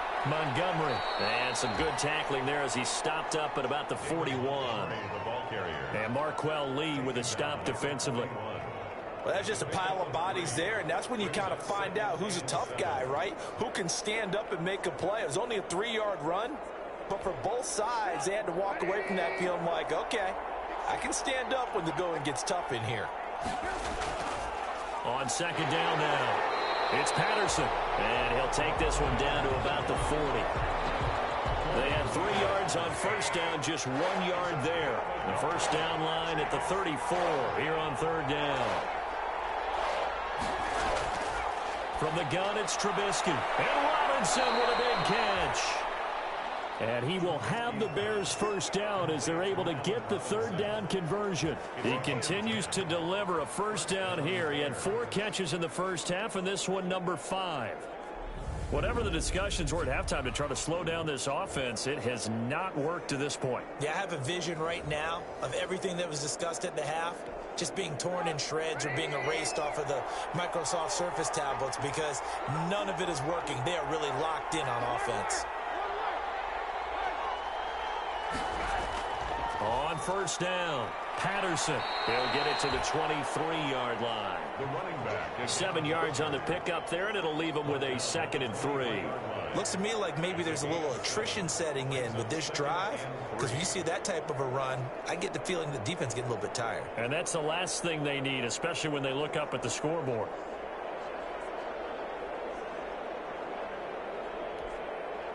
Three yards remain for second down.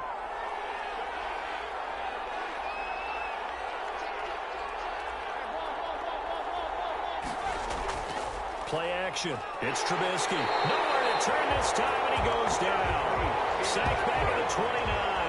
Yannick Ngakoue in there to get him, and on the season now, that is 9 sacks for him. Brandon, more often than not, you'd say they've had his number, and we can count them up so far. 1, 2, 3, 4 sacks given up. But guess what? He's still been able to make some plays, and right now they have a lead.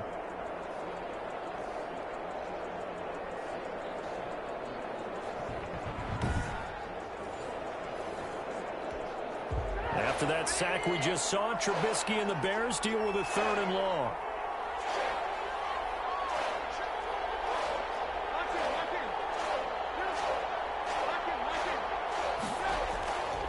Now Trubisky to throw. They'll find Miller. That's complete. And he'll be brought down at the 28, and that is well short of the first. 2 yards is all they'll get on the completion. It's 4th down. Whether you're playing West Coast offense or not, one of the maxims of the West Coast offense is you're either throwing a touchdown or a check down. In other words, look for the big shot, but be smart. And I think they did exactly that on that play. They didn't get the first down, but they're taking care of the ball well. Yeah, and being rightly cautious with that lead here in the second half. Trubisky and the troops staying out there. They will go for it.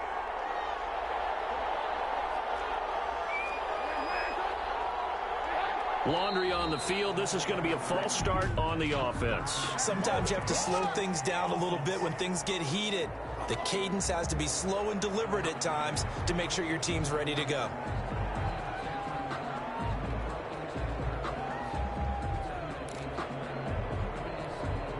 Looks like the offense is going to take another shot here. They're going on 4th and 13.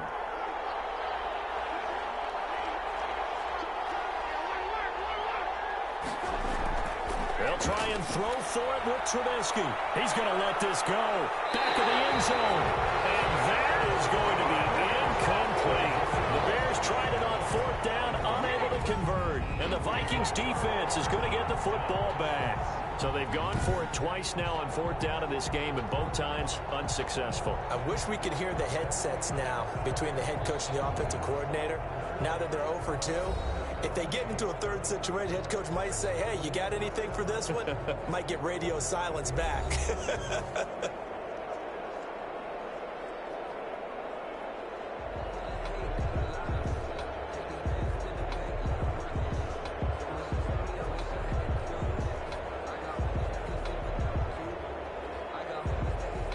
Cousins and the Vikings with a 1st and 10 at the 33-yard line. Off of play action, he'll look to throw. He's going to get this one down to Cook. Give him 6 on the play, and it'll be a 2nd down. Just about every quarterback is trained to really look downfield first before you come back and make a nice, safe throw. And in this case, that's exactly what he did. Found his running back, let him create some space, and it turned out to be a nice play for the offense. 6 yards was the pickup on the last completion, so here's 2nd and 4. Cousins gives way to Cook. And he'll get up near the 45. They'll spot it at the 44.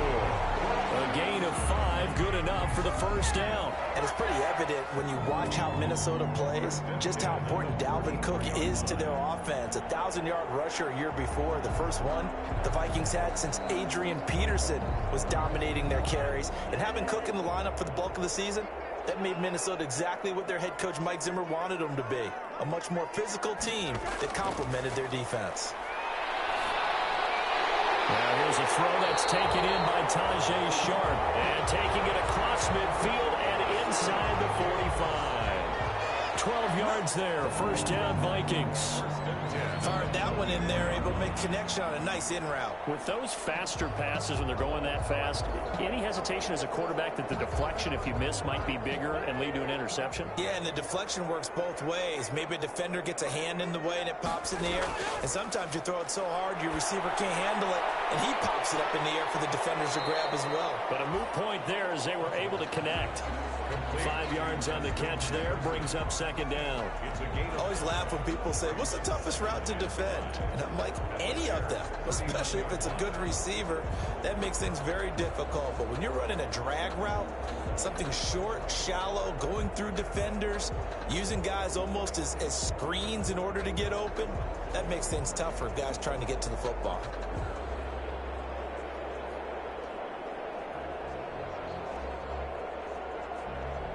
Second and 5 after the 5-yard completion on first down. Throwing, Cousins. Now the hit comes, and Cousins lost the football. Mitchell Trubisky set. Fumble on the play. Fortunate to get that football back, because trailing here in the second half, last thing they needed was to lose the possession. And the word I think of here is opportunity, because it could have been lost there. Their chance to score points. But the opportunity for the defense was to go ahead and really close this game down if they were able to get possession.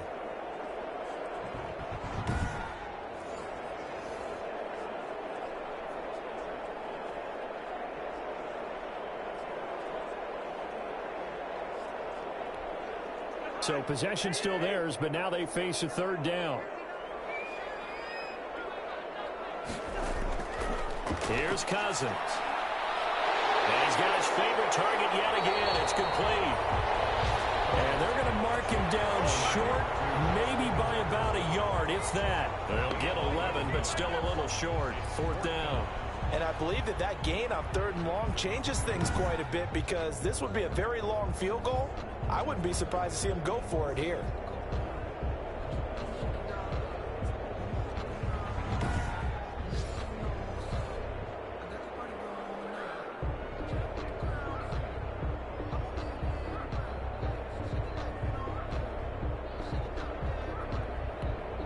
Still just the third quarter, but they've got to make something happen. I think they know that. They're going for it on fourth.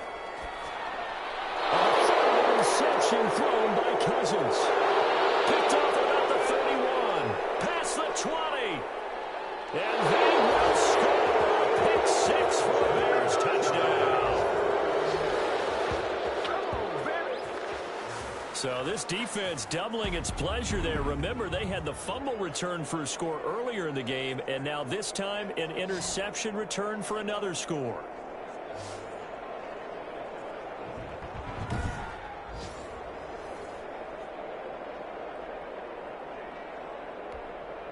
Now Trubisky will lead the Bears up to go for 2. Trying to run it in with Montgomery. They're going to try and run. And he is into the end zone to bump the lead up 2 more. 42. Vikings 21. And they turned the pick 6 into a pick 8 with that 2-point conversion. I love how you upsell. That is outstanding right there. What a big-time play. Big switch in how this game was going, and then they capitalized a little bit on top.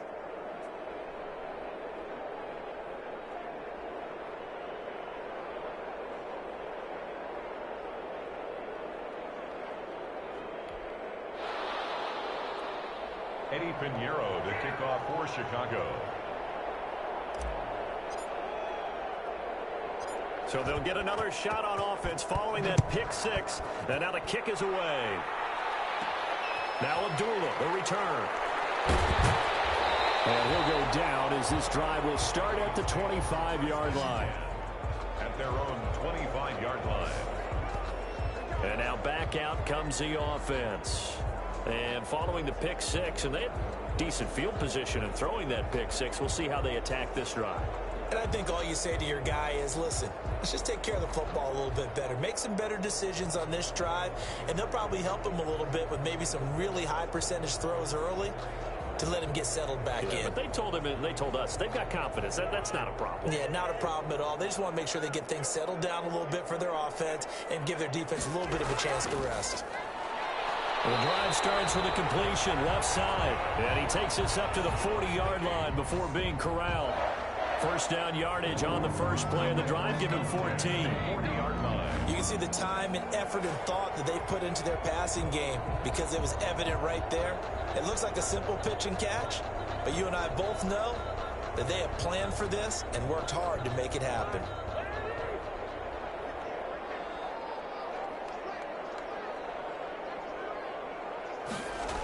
They'll run on first down. It's Cook. And they'll get to him after a gain of 7 to the 47. And there we saw one of the downsides of blitzing during a rundown because sometimes you get out of your gaps. You don't fit the run quite as well because you're headed towards the ball carrier with abandon.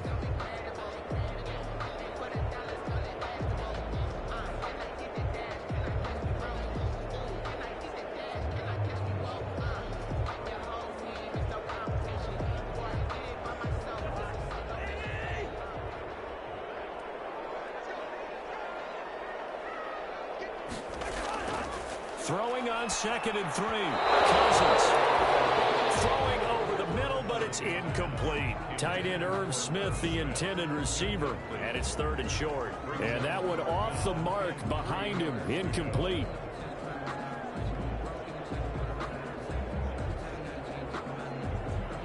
This offense in desperate need of a conversion as they come up on 3rd down.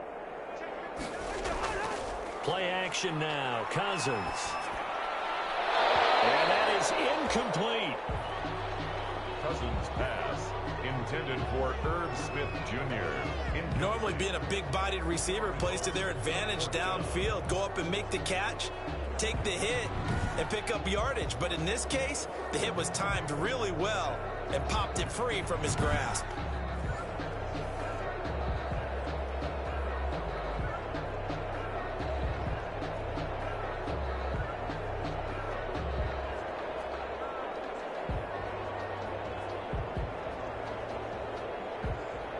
Here's Britton Colquitt now as he's on for the 5th time here today. And he deserves a bronze leg as he gets this one away. It'll be 37 yards there on the punt, and it'll be 1st and 10 Bears from deep in their own territory. And now Chicago getting ready to go as they take the field. They had a great drive going last time. They were moving the ball, and then all of a sudden it just stalled out. So we'll see what they can do here, Charles. And it's always easy to second guess when you don't get it on a 4th down try. But they had to like the feeling that they had going on offense. They want to continue to see if they can capture that again on this drive and maybe get in the same position. Yeah, and that's, I mean, like I said, they were moving the football. It's not like they went 4 and out, so I don't think it's a deal where the offense doesn't have confidence. No, I agree with you totally on that one. If anything, they may have gained more confidence. Okay, they stopped us once. That's all right. Let's keep moving it. Make them do it again. A gain of 2. Now, that's a mountain of a man that just made that stop, isn't it? But he's more than that. This guy's nimble and quick. More than a space eater. He just made a great play there.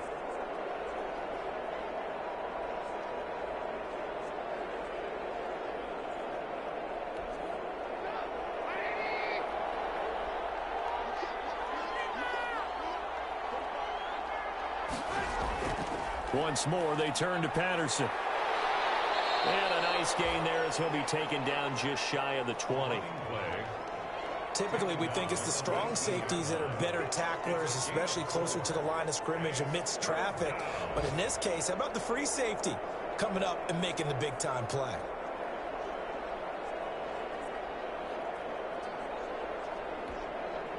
And on 3rd down, a nickel formation here defensively.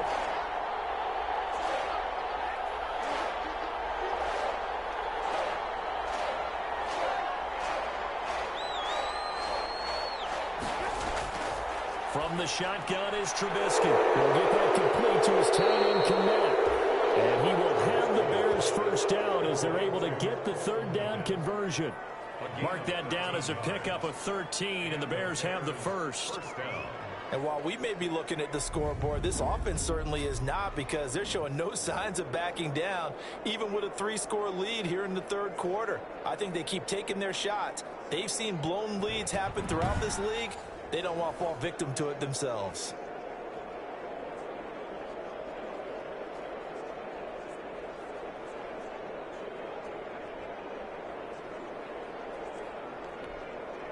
From the 32 now, here's 1st and 10. And they'll let the quarterback keep it here on 1st and 10. Pressure coming from the Vikings, and they get there and bring him down.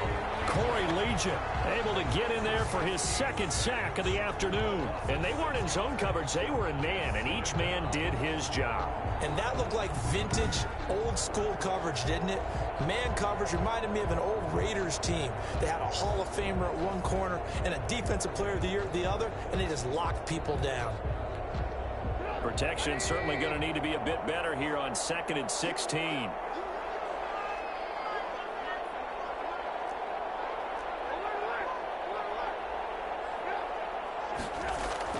Another try after the 1st down sack. Trubisky, no, he almost had it.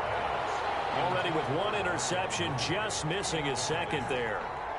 A lot of times it's that first read that you have. Maybe you get it in pre-snap, and he locked in on his target, but he was covered quite well, and that one's incomplete. An incomplete pass on that last play, and that means they'll need to come up with something here on 3rd down.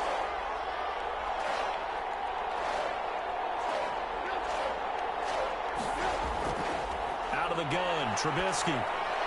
Finding his safety valve here. That's complete. And he'll be brought down right at the 30 here. 5 yards, not enough. And it'll be 4th down. That's certainly playing down in distance very well by the defense, isn't it? Take whatever you want underneath, by all means.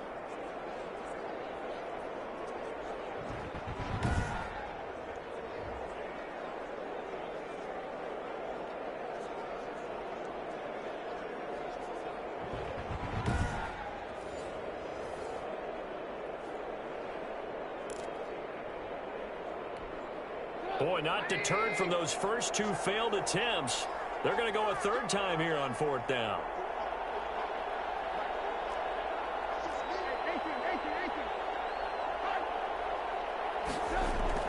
They'll indeed go for it with Trubisky. They'll rifle this one deep right side.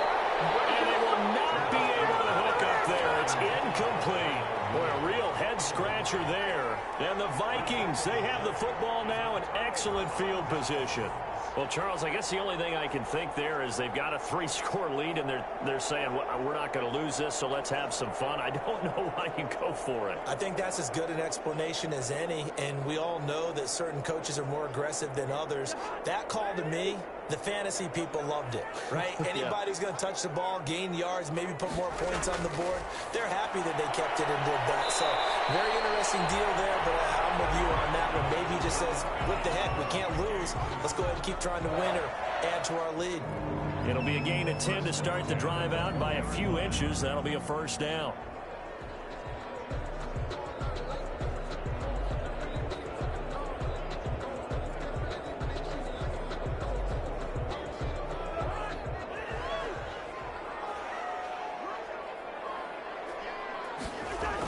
From the gun, it's a give to Cook. And he'll take this inside the 20 and down to the 18. In on the stop, the former Georgia Bulldog, Roquan Smith. This defense against the run, by the way, they're not top 5, but they are top 10. So what's your philosophy here? Do you try and run the ball against a team that's pretty good against the run? What if you're a pretty good running team? If so, you might want to go ahead and run it anyway because that's your strength.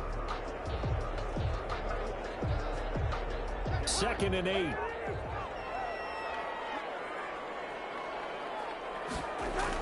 They run it again with Cook. And he is met at the line of scrimmage, and he goes down right there. 2 runs in a row, but only 2 yards to show for it. They've called his number a lot this afternoon. You wonder how much tread is left on those tires. We certainly do, but I always think back to one of my favorite coaches in the NFL, and he used to have a meeting with his running backs every year in the offseason and say, look, as many times as you're going to carry the ball, you should be able to carry it one more time, so make sure you get in shape. And it's caught. And he will score. Touchdown, Vikings. Tajay Sharp, his 5th touchdown now on the year. And the Vikings are able to cut into that deficit. Great corner route there. Not only able to catch it, turn it upfield, and get into the end zone. It usually involves a little bit of an extra move, doesn't it? You've got to get them thinking that you're moving to the middle of the field, and you're breaking away to that corner. Boy, that was well executed.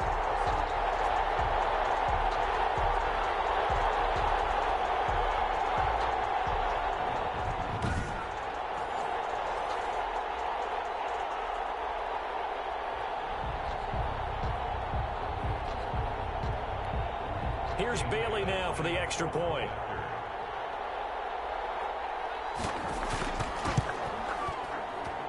And the lead will be cut down to 14. So that drive, 4 plays. And it's polished off by a Viking score.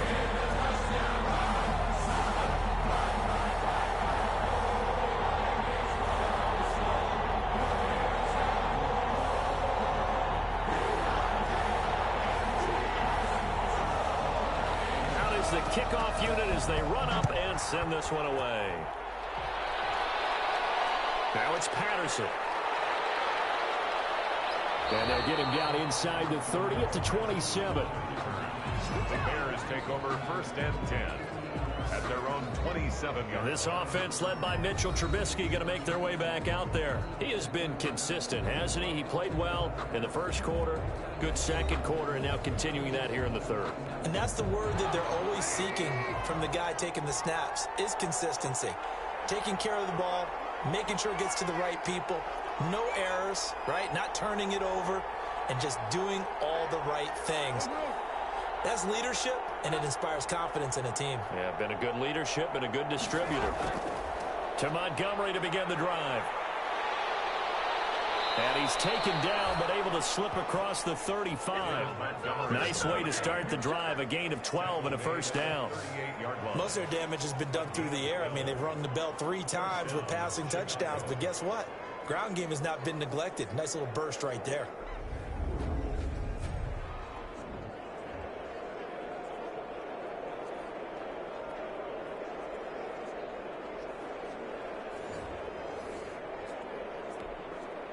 So here's a 1st and 10 at the 38.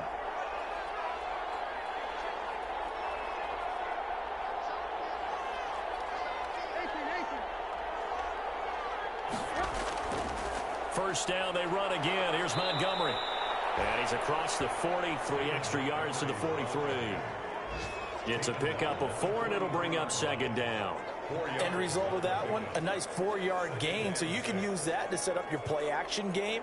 Or you can come right back and continue to run the football because as an offensive play caller, you're on schedule and feeling pretty good about your next couple of calls.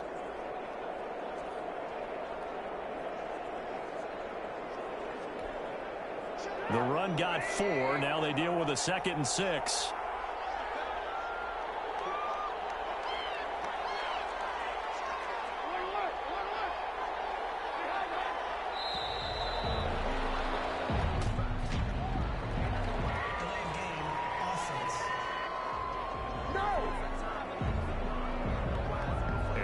Accepted, of course, and that moves him back 5.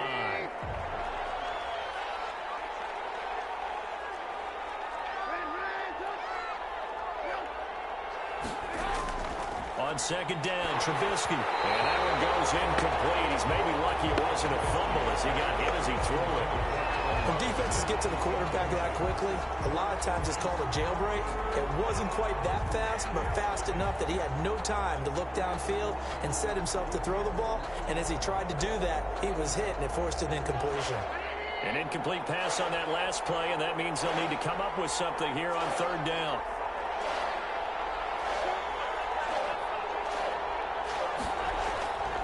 Trubisky will throw.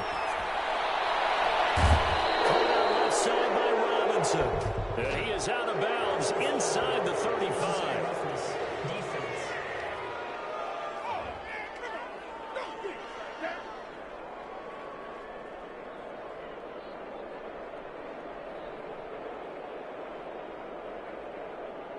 A little too much extracurricular there. When you have a game with a lot of contact, tensions are going to run pretty high. You're going to be emotional, but you have to harness it somehow, and he didn't on that play.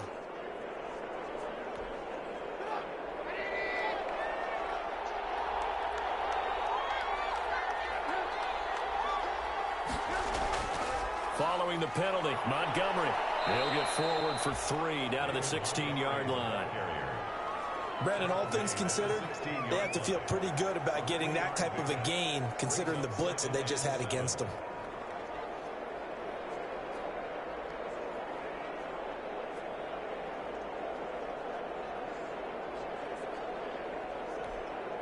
Three yards on that last carry. Here's 2nd and 7.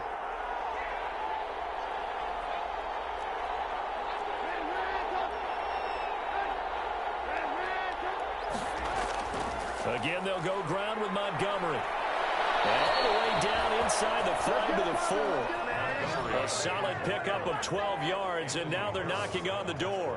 I'm not sure how much more evidence they need, partner, than to understand that if they don't start to slow him down, it's going to be a long afternoon here at the stadium because he is just shredding them at this point. And let's face it, coming into the game, they knew he would be the focal point of their attack. This is going to take an 11-man unit on the defensive side to start making plays.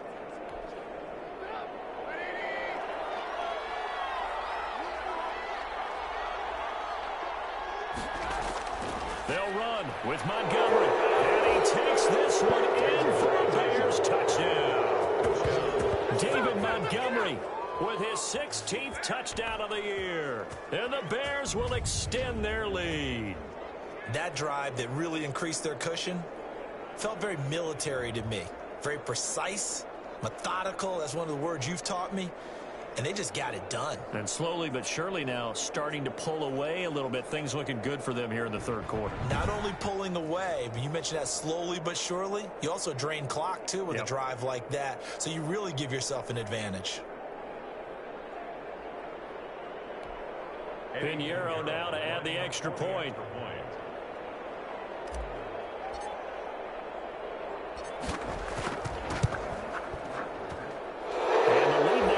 Touchdowns at 21 points. So the drive there took 6 plays. And it was David Montgomery's touchdown run that polished it all off.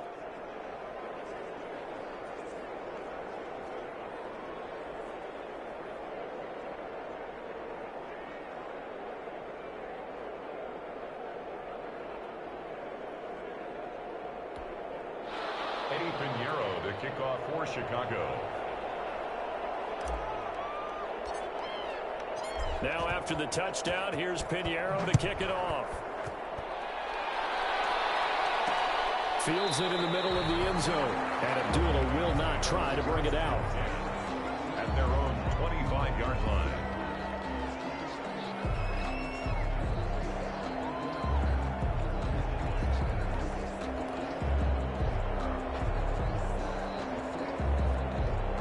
The Minnesota offense about ready to get this next drive underway. I guess they have to feel a little gratified to at least get on the board last time, but still work to do. No doubt about it. I wonder now if they're going to try to increase the urgency a little bit, maybe pump up the pace, maybe go 2 minutes. Who knows? Let's see what they decide to do.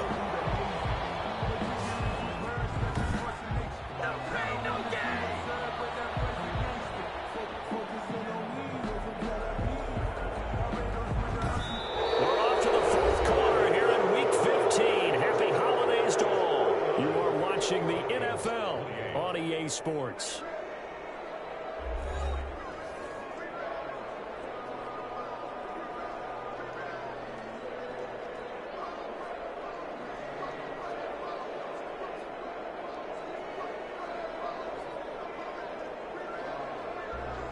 So from the 36 now, 1st and 10. Cousins. He gets this one into the hands of Dalvin Cook. Call it a gain of 5. And that'll bring up 2nd down. You got the big lead defensively. Willing to give him that underneath stuff, right? And this is why you work on your tackling. Tackle them after the catch, inbounds, keep the clock running. Just go ahead and bleed the game out that way. Ball at the 40 here for 2nd and 5. From the gun, here's Cousins. They'll dump this off to Cook. And he'll go down right around the 47 this time. 7 yards there and a 1st down.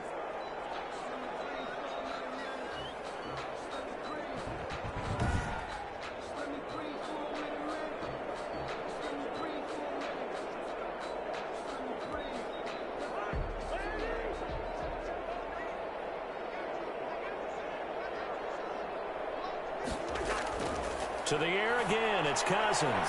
Setting up the screen for Cook. 7 yards there on the first down screen play. For a second there, I thought that might break big. Screen pass. Looked like it was coming together. Looked like there was an opening. Still, ended up with a solid game.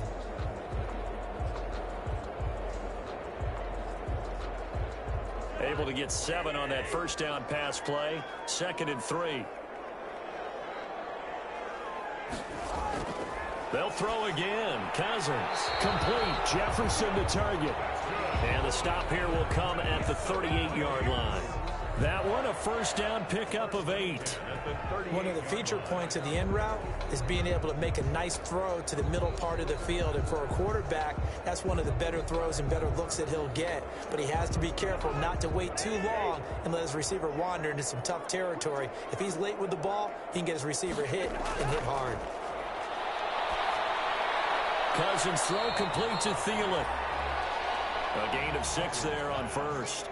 One of the selling points of the in route is it gives the quarterback a really nice sight line to his receiver and almost on a direct shot able to throw the ball into the middle of the field and have a great chance of success as they did on that play.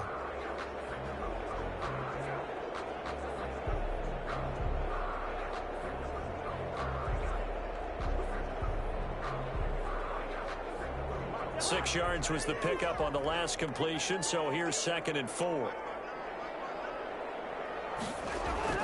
Again, it's Cousins. And he'll go down. The Bears get there for the sack. It's Khalil Mack that time, shooting in there to get him to the ground. We've been around this league for a while, and many coaches never pull their starting quarterback, almost no matter the situation. In this case, though, I think he's got to make a decision. He's taking a pretty good beating out there. Yeah, and with the deficit, maybe not wanting to risk an injury.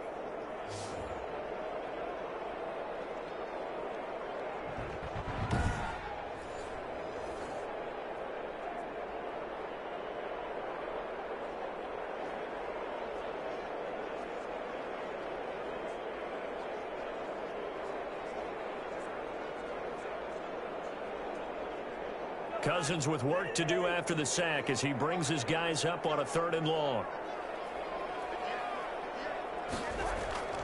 From the shotgun, it's Cousins. This one brought in by Jefferson. And he'll only get this to about the 35, well short of the line to gain.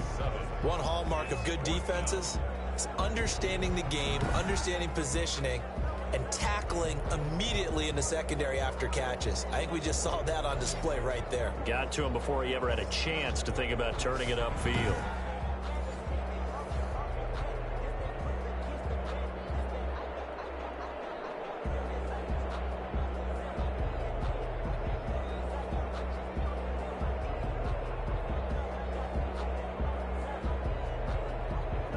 They're going to try and keep hope alive here on 4th down. They're going for it.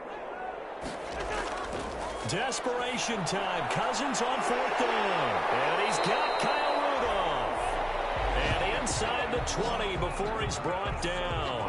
No reason not to try it there, and they do indeed convert on 4th. Felt compelled to go for it there on 4th down, trailing in the 4th quarter. They got it done. And there's always a lot of pressure on a 4th down call. Doesn't matter the distance. You still have to get it done, as you noted, and they did.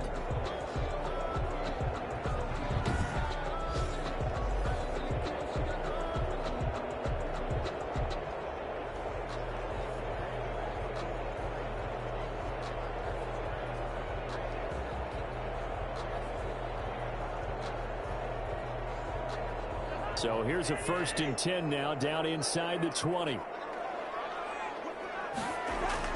From the red zone now, Cousins. Middle of the field to Jefferson. And the Vikings are going to be set up with a 1st and goal coming up as they get him down at the 6-yard line. Another nice gain, 13 yards that time, and another 1st down. 1st down. 1st and goal at the 6-yard line.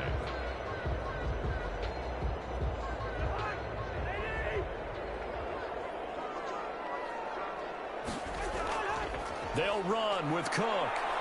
And the Vikings are going to be set up with a 1st and goal. He couldn't quite reach the chalk, but they'll have it at the 1-yard line. It'll be a gain of 5 there as they move closer. It's 2nd and goal. When we talk about being on schedule, I think they're on schedule after that run, getting it right down there on the doorstep. Maybe even a little bit ahead, because now the defense can't dictate with pressure. They're guessing about where you're going to go. I might come right back at him with the same play. And he will take this one into the end zone for a Viking touchdown. Dalvin Cook, his first touchdown on the year. And the Vikings are able to close the gap just a bit. People always talk about one of his biggest strengths, running the football, vision, and he found the spot there, went into the end zone. You're exactly right about that, and it wasn't just the vision, right?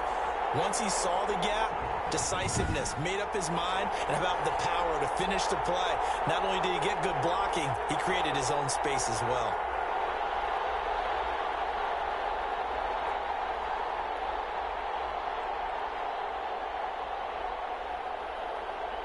Extra point try by Bailey.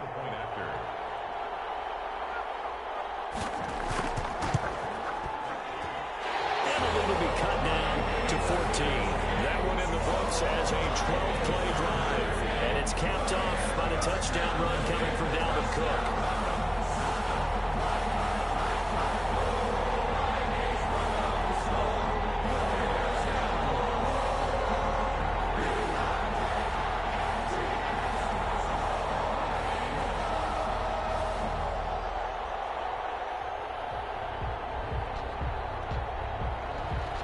The kickoff team on the field now as they will send this one away. Now it's Patterson. And a nice return sets him up pretty good here right at the 30-yard line. Charles, you said earlier this defense is probably going to need to hold these guys right around 20 or under that if they were going to have a chance. It was evident pretty early on that wasn't going to happen. Yeah, they left 20 behind a long time ago in this game, didn't they? It looks like they're headed towards a big, big number. But 20 was the threshold because that kept them in the ball game and kept the pressure off of their own offense.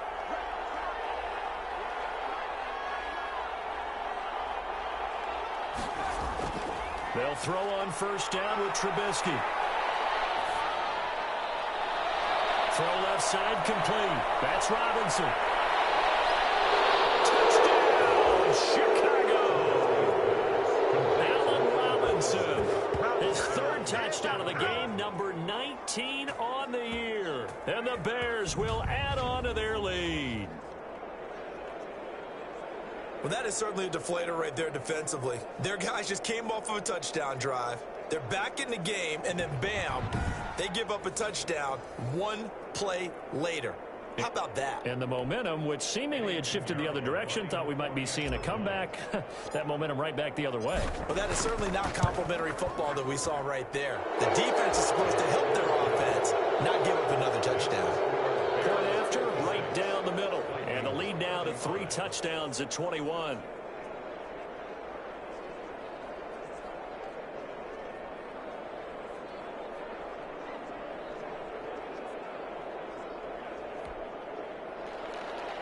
Eddie Pinheiro to kick off for Chicago. Now after the touchdown, here's Pinheiro to kick it off. Now Abdullah, the return.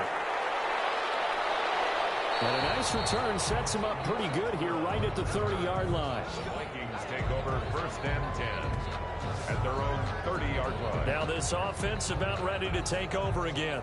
Well, I think that the folks here had hoped that maybe this home atmosphere would carry their guys to a surprise victory, but it does not appear that that's going to be the case. There's too much to handle on the other side in this one.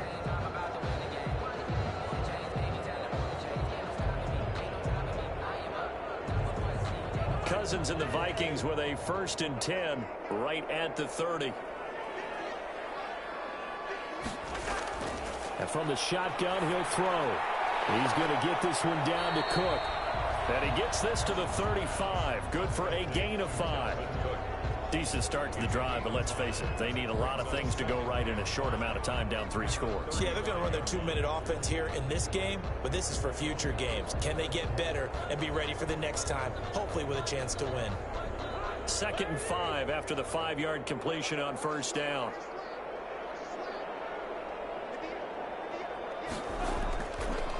Working out of the gun, Cousins. And he's got it. Got his man on the end route. Complete.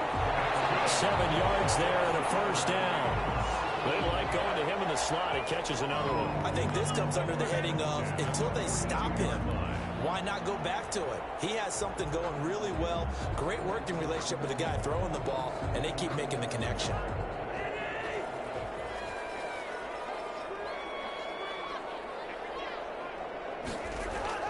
On 1st and 10, Cousins to Jefferson on the slant.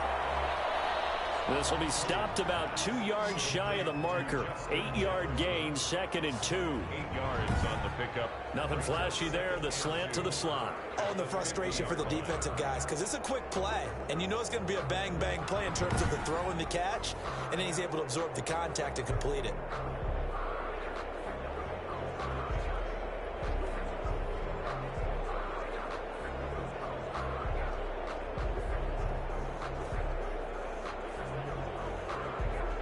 Facing a 2nd and 2 after that last catch, good for 8 yards. Cousins now from the 50. And he'll be hit as he releases it, and that'll fall incomplete. He was trying to find Justin Jefferson there, and it's 3rd and short. That incompletion is not a surprise with the way that this one has gone, and the frustration of body language is evident everywhere. This team, they've really been put through the ringer in this one. The Vikings on 3rd down. They've converted just twice and have had plenty of opportunities. This time they face a 3rd and 2. Got an open man finding Jefferson. And he will have a Vikings 1st down as they're able to get the 3rd down conversion. Cousins in step with Jefferson that time. 1st down Vikings. And on that last play there, he's over 400 yards passing now. You know what that generally means? Success. That, and it means you really didn't miss opportunities. Usually very accurate. The ball's getting to the right place. Guys are making yardage after the catch to help you out that way. I mean, the whole team has picked it up. And don't forget, that means the offensive line has had to pass protect pretty well, too. Everyone dialed in. So here's a 1st and 10 at the 38. Cousins again. And that is incomplete. He couldn't hold on through the contact. Brings up 2nd down. Normally you think the tight end's going to be able to catch the football and handle that contact, but in this case, maybe a little too much target to hit. That one was timed well. Incomplete. They work again from the 38 on 2nd and 10.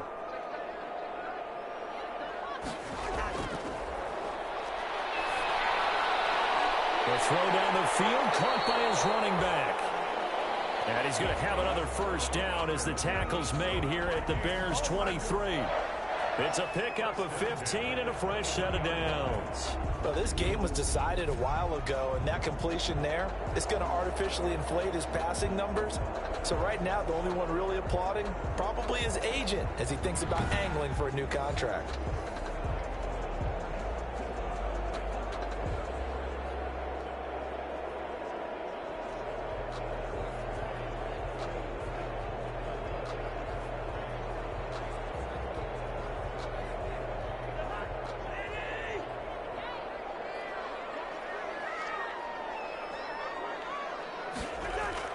Cousins now to throw on 1st down. Throwing low, but it's incomplete. Tajay Sharp, the intended target. And now it's 2nd down. Another incomplete pass there. What do you take from this game offensively? Well, you know it's tough to really analyze for them because it is a team game, right? And let's be honest, though. The defense did them no favors in this one at all. Offense actually moved the ball. So, bottom line, film session, defense is going to be a real tough one for them. Offense, they'll get a little bit of praise. Throwing again, Cousins on 2nd and 10. Oh, it's a screen pass. That's complete. And he'll get nothing out of that one.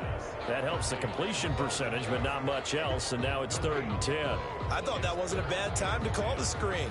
I thought late game, down on the scoreboard, had to figure they were expecting a pass downfield. Yeah, so the edge rushers, they're coming. That could have hit big. You're right. Good recognition defensively to snuff that one out. On 3rd down, Cousins. And the throw there going to be incomplete. At this point, down big, you'd have to imagine this defense are just going to sit back, blanket the field as best they can. Yeah, this is actually the easy part of the game for them because, just as you noted, they can sit back, keep everything in front of them. But they blanketed the field the entire game using a variety of coverages. And they're indeed going to go for it here on 4th down. So trailing here in the last quarter, let's see how this plays out. He's going to let it go deep for the end zone. And this is intercepted, but they'll say out of bounds. So very close to a turnover there in the end zone. The Vikings unable to convert here on 4th. And the Bears will get the football back. Back out onto the field comes Allen Robinson. And now he's inching closer to a 200-yard game. He's been so solid. And he's really denting the pride of the guys playing defense, too, because there's certain barriers that you just don't want to give up. Never want to give up a 100-yard rusher, a 100-yard receiver. He's closing in on 200 yards. Wow, that's a really big game. They'll start on the ground with Montgomery. And he'll take this one up close to the 25-yard line. 2 yards on the carry there. It'll be 2nd down. Brandon, I've got to think this offensive line has got some smiles on its faces. And I know it sounds crazy, but they practiced for this back in training camp. They knew they'd be in situations where there'd be extra defenders in the box coming after them, trying to keep them from locking down a game. Right now, they want to show the world they're up to the challenge. They'll keep pounding here with Montgomery. And not much to speak of. Call it a 1-yard gain up to the 26. That's it. That's what you want. Straight ahead positive gain. Just keep that clock ticking.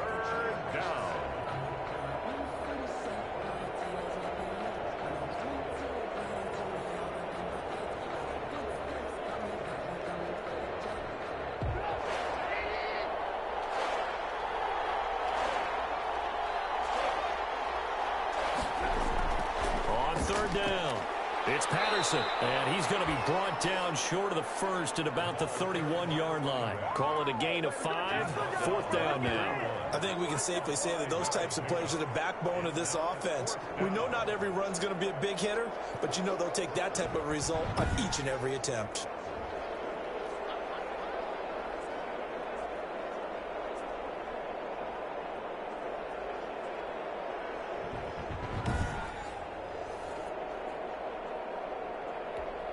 Here's Pat O'Donnell now as he's on to punt for Chicago.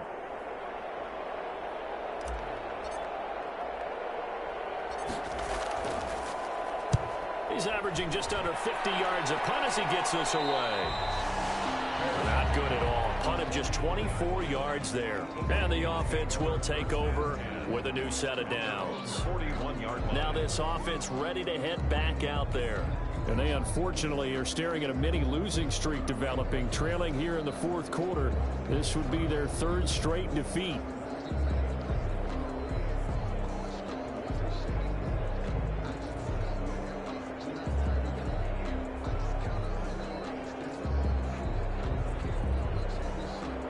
So good starting field position for them here as they come up 1st and 10 at the 41-yard line. Throwing is Cousins. That's complete to the receiver, Thielen. And they get to him after a gain of 6 to the 46. A gain of 6 there on 1st. Yard pickup brings up 2nd and 4 at the 46-yard line.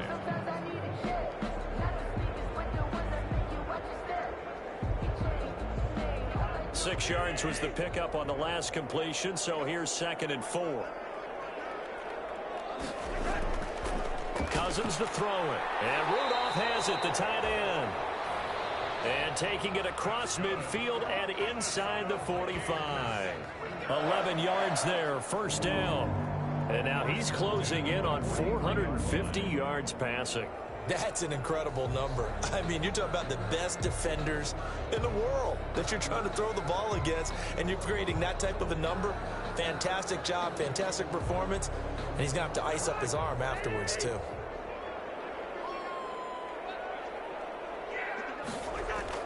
Cousins on first down. That one into the hands of Thielen, complete. 7 yards, the pickup there. In so many ways, throwing the hitch route is actually one of the safer things an offense can do. Get the ball out to the receiver as fast as possible, hope he's got man-to-man coverage, and hope that his athleticism wins on the perimeter. Able to get 7 on that first down pass play. 2nd and 3. To the air again, it's Cousins. Oh, there's that man again. It's complete. And he's going to have another first down as the tackle's made here at the Bears' 25-yard line. It's a gain of 11 as the Vikings pick up the first. This has to go down as one of the simpler routes in the playbook, but oh so effective. Nice completion there. Keeps the sticks moving.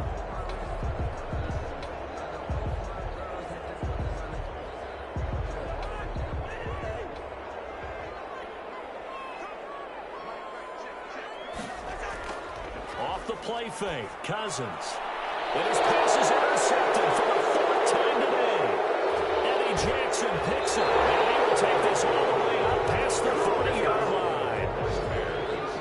They'll take over first and 10. Just a little bit of a rough stretch. 6 interceptions now in these last 2 weeks combined. I know the easy thing is to go back to mechanics, footwork, things of that nature. I'm also wondering, is he getting fooled by what he's seeing on defense? Has the scouting report changed? Are they showing him things different than what he expected?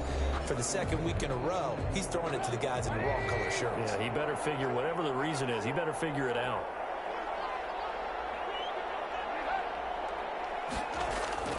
First down, here's the run with Montgomery. And not much there at all. Maybe a yard up to the 43. Run blitz there defensively, something we might see more of here in the 4th quarter. I think we'll see a lot of it, and the difference between that and a pass blitz, you're just trying to get to the quarterback. You're trying to scheme someone open who will get to the QB and make sure he gets on the ground. In a run blitz, you're actually trying to cover up gaps, trying to cover up holes so they can't run the football. The run only got a yard. Here's 2nd and 9.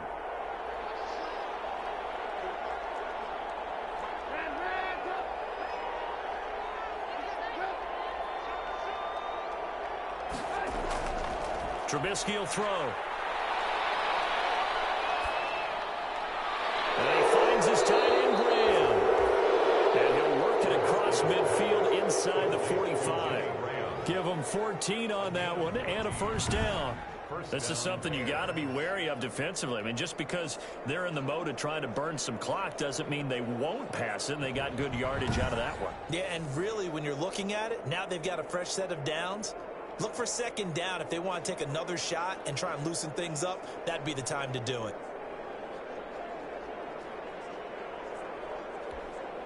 So the 14 yards actually takes them from 143 to the other for 1st and 10.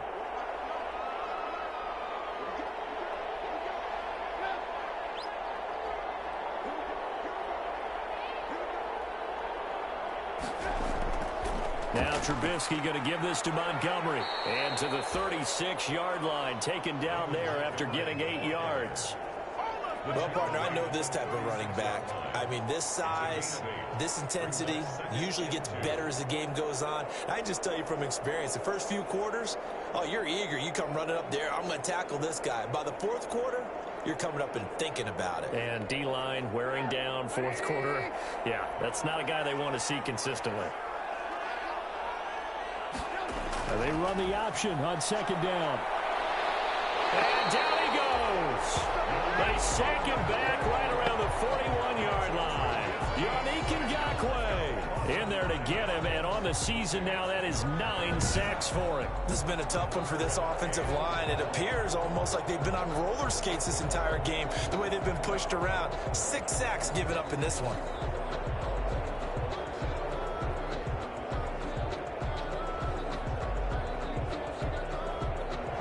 Gain is the 33 on 3rd down. Throwing here, Trubisky. Now they set up the screen. That's complete. And he takes this just a few yards shy of the red zone before going out. A good pickup, 17 yards and a bare first down. And looking to put this game on ice in the fourth quarter, but still not afraid to throw it as they show there. You want to play the game with confidence, and they have a guy who's in control right now. Their trigger guy, throwing it, they feel just as confident with him doing that as they would if they tried to run the ball and run the clock out.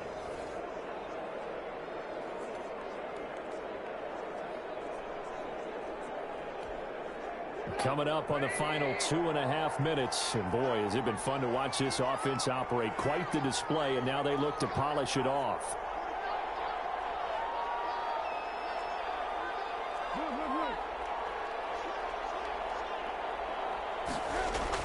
On first down, it's Montgomery.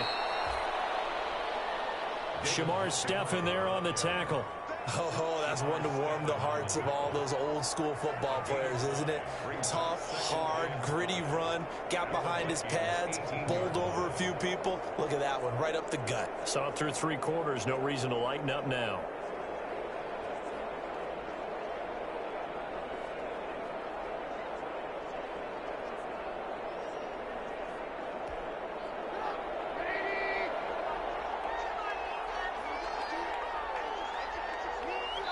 Just 2 minutes remaining here in the fourth quarter of what has been a one-sided affair.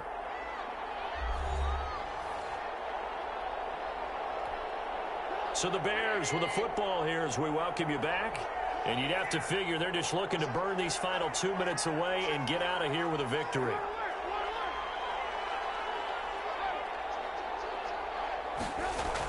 They'll keep it on the ground. It's Montgomery, and they'll bring him down at the 13-yard line. 6 yards the pickup, and that's a first down. No doubt those are the types of carries they're looking for here, Charles. The lead in the fourth quarter. This is when coaches that have a reliable running game, they breathe a little easier on the sideline. Yeah, they love the idea that they can take the air out of the football at this point of the game. That means they're really counting on that offensive line, counting on the runners, taking care of the football. Because you're going to tell your quarterback, hey, no time to be a hero. We're not going to throw it here. Just eat up that clock. And if you have the ball, they can't score. They'll run on first down. Patterson. And he is in. Touchdown, Chicago. Cordero Patterson scoring a touchdown against his former mates as the Bears push further out in front. When you talk about a battle being won in the trenches, that touchdown right there, a lot of credit to the offensive lineman. Yeah, when you watch them surge across the front, they really created great space for the runner to get in. Pinheiro now to add the extra point.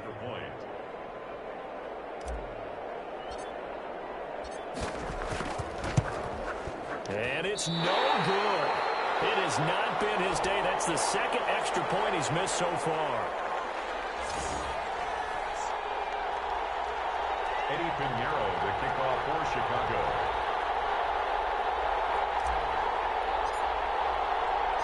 Now he's back out there to boom this one away, maybe with some frustration after the PAT miss. Fielded a couple yards into the end zone.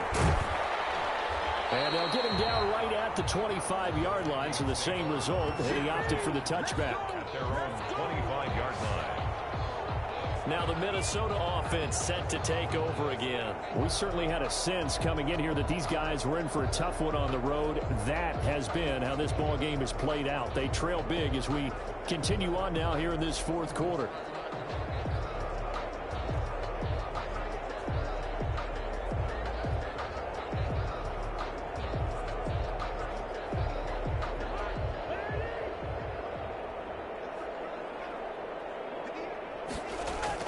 Trying to shake off the interception. He'll look to throw.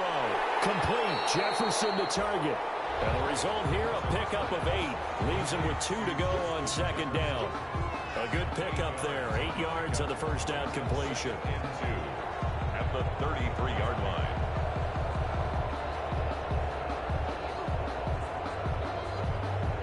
Here's a 2nd and 2 now from the 33. From the shotgun, it's Cousins. This one brought in by Jefferson. And he'll be brought down right around the 37. 4 yards the pickup, first down. 1st and 10 at the 37-yard line.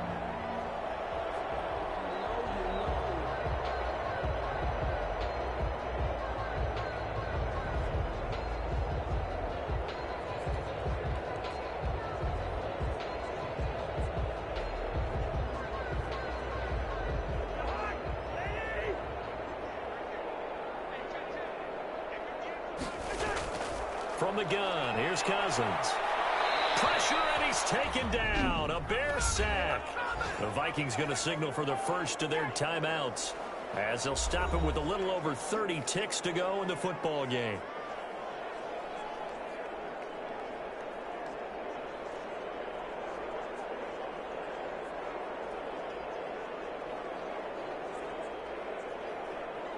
And the job becomes twice as difficult now. After the sack, it's 2nd and 20. Another try after the first down sack. Cousins. Quick hitter here. It's complete. And they'll wind up getting this to the 37. Gain of 9. Now the Vikings will use the second of their timeouts, as they'll stop it with 25 ticks remaining on the clock.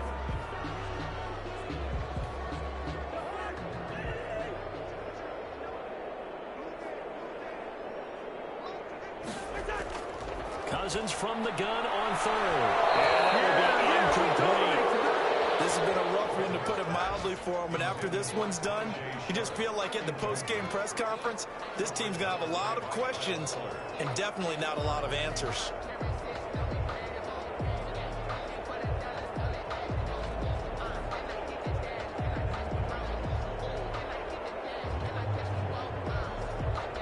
The offense staying out there. They look prepared to go here on 4th and 10. Desperation time. Cousins on 4th down. And that is incomplete. 16 seconds now on the clock. They had to go for it with such little time remaining. And the Bears are going to get the football back, and they're going to get it in great field position.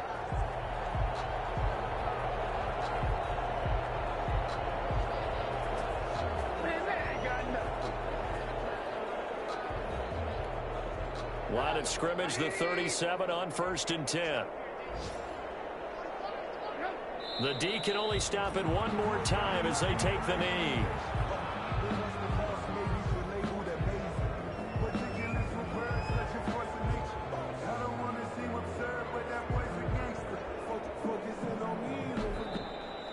Today's final score, Bears. Charles, it's one thing to win. It's another thing to win and put up the amount of points that they did. Boy, were they clicking on offense. They can't help but feel great about themselves, can they? I mean, what a game to put up that number of points, continually feeling like they're moving the ball and things are working and clicking. They think that they can bottle this and carry it with them. And as an offensive coordinator, you just don't think you can do anything wrong. Whatever you call, run, pass, it's all going to work. That's called being in the zone. So for Chicago, they remain in the hunt for a first-round bye as they move to 11-3 on the year. And they'll get another road test next week as they head to Jacksonville to take on the Jaguars. Meanwhile, for the Vikings, they drop their 10th game now to fall to 4-10. And they'll try to turn things around next week as they have a matchup in New Orleans against the Saints. And for Charles Davis and our entire crew, I'm Brandon Gaudin. You've been watching the NFL on EA Sports.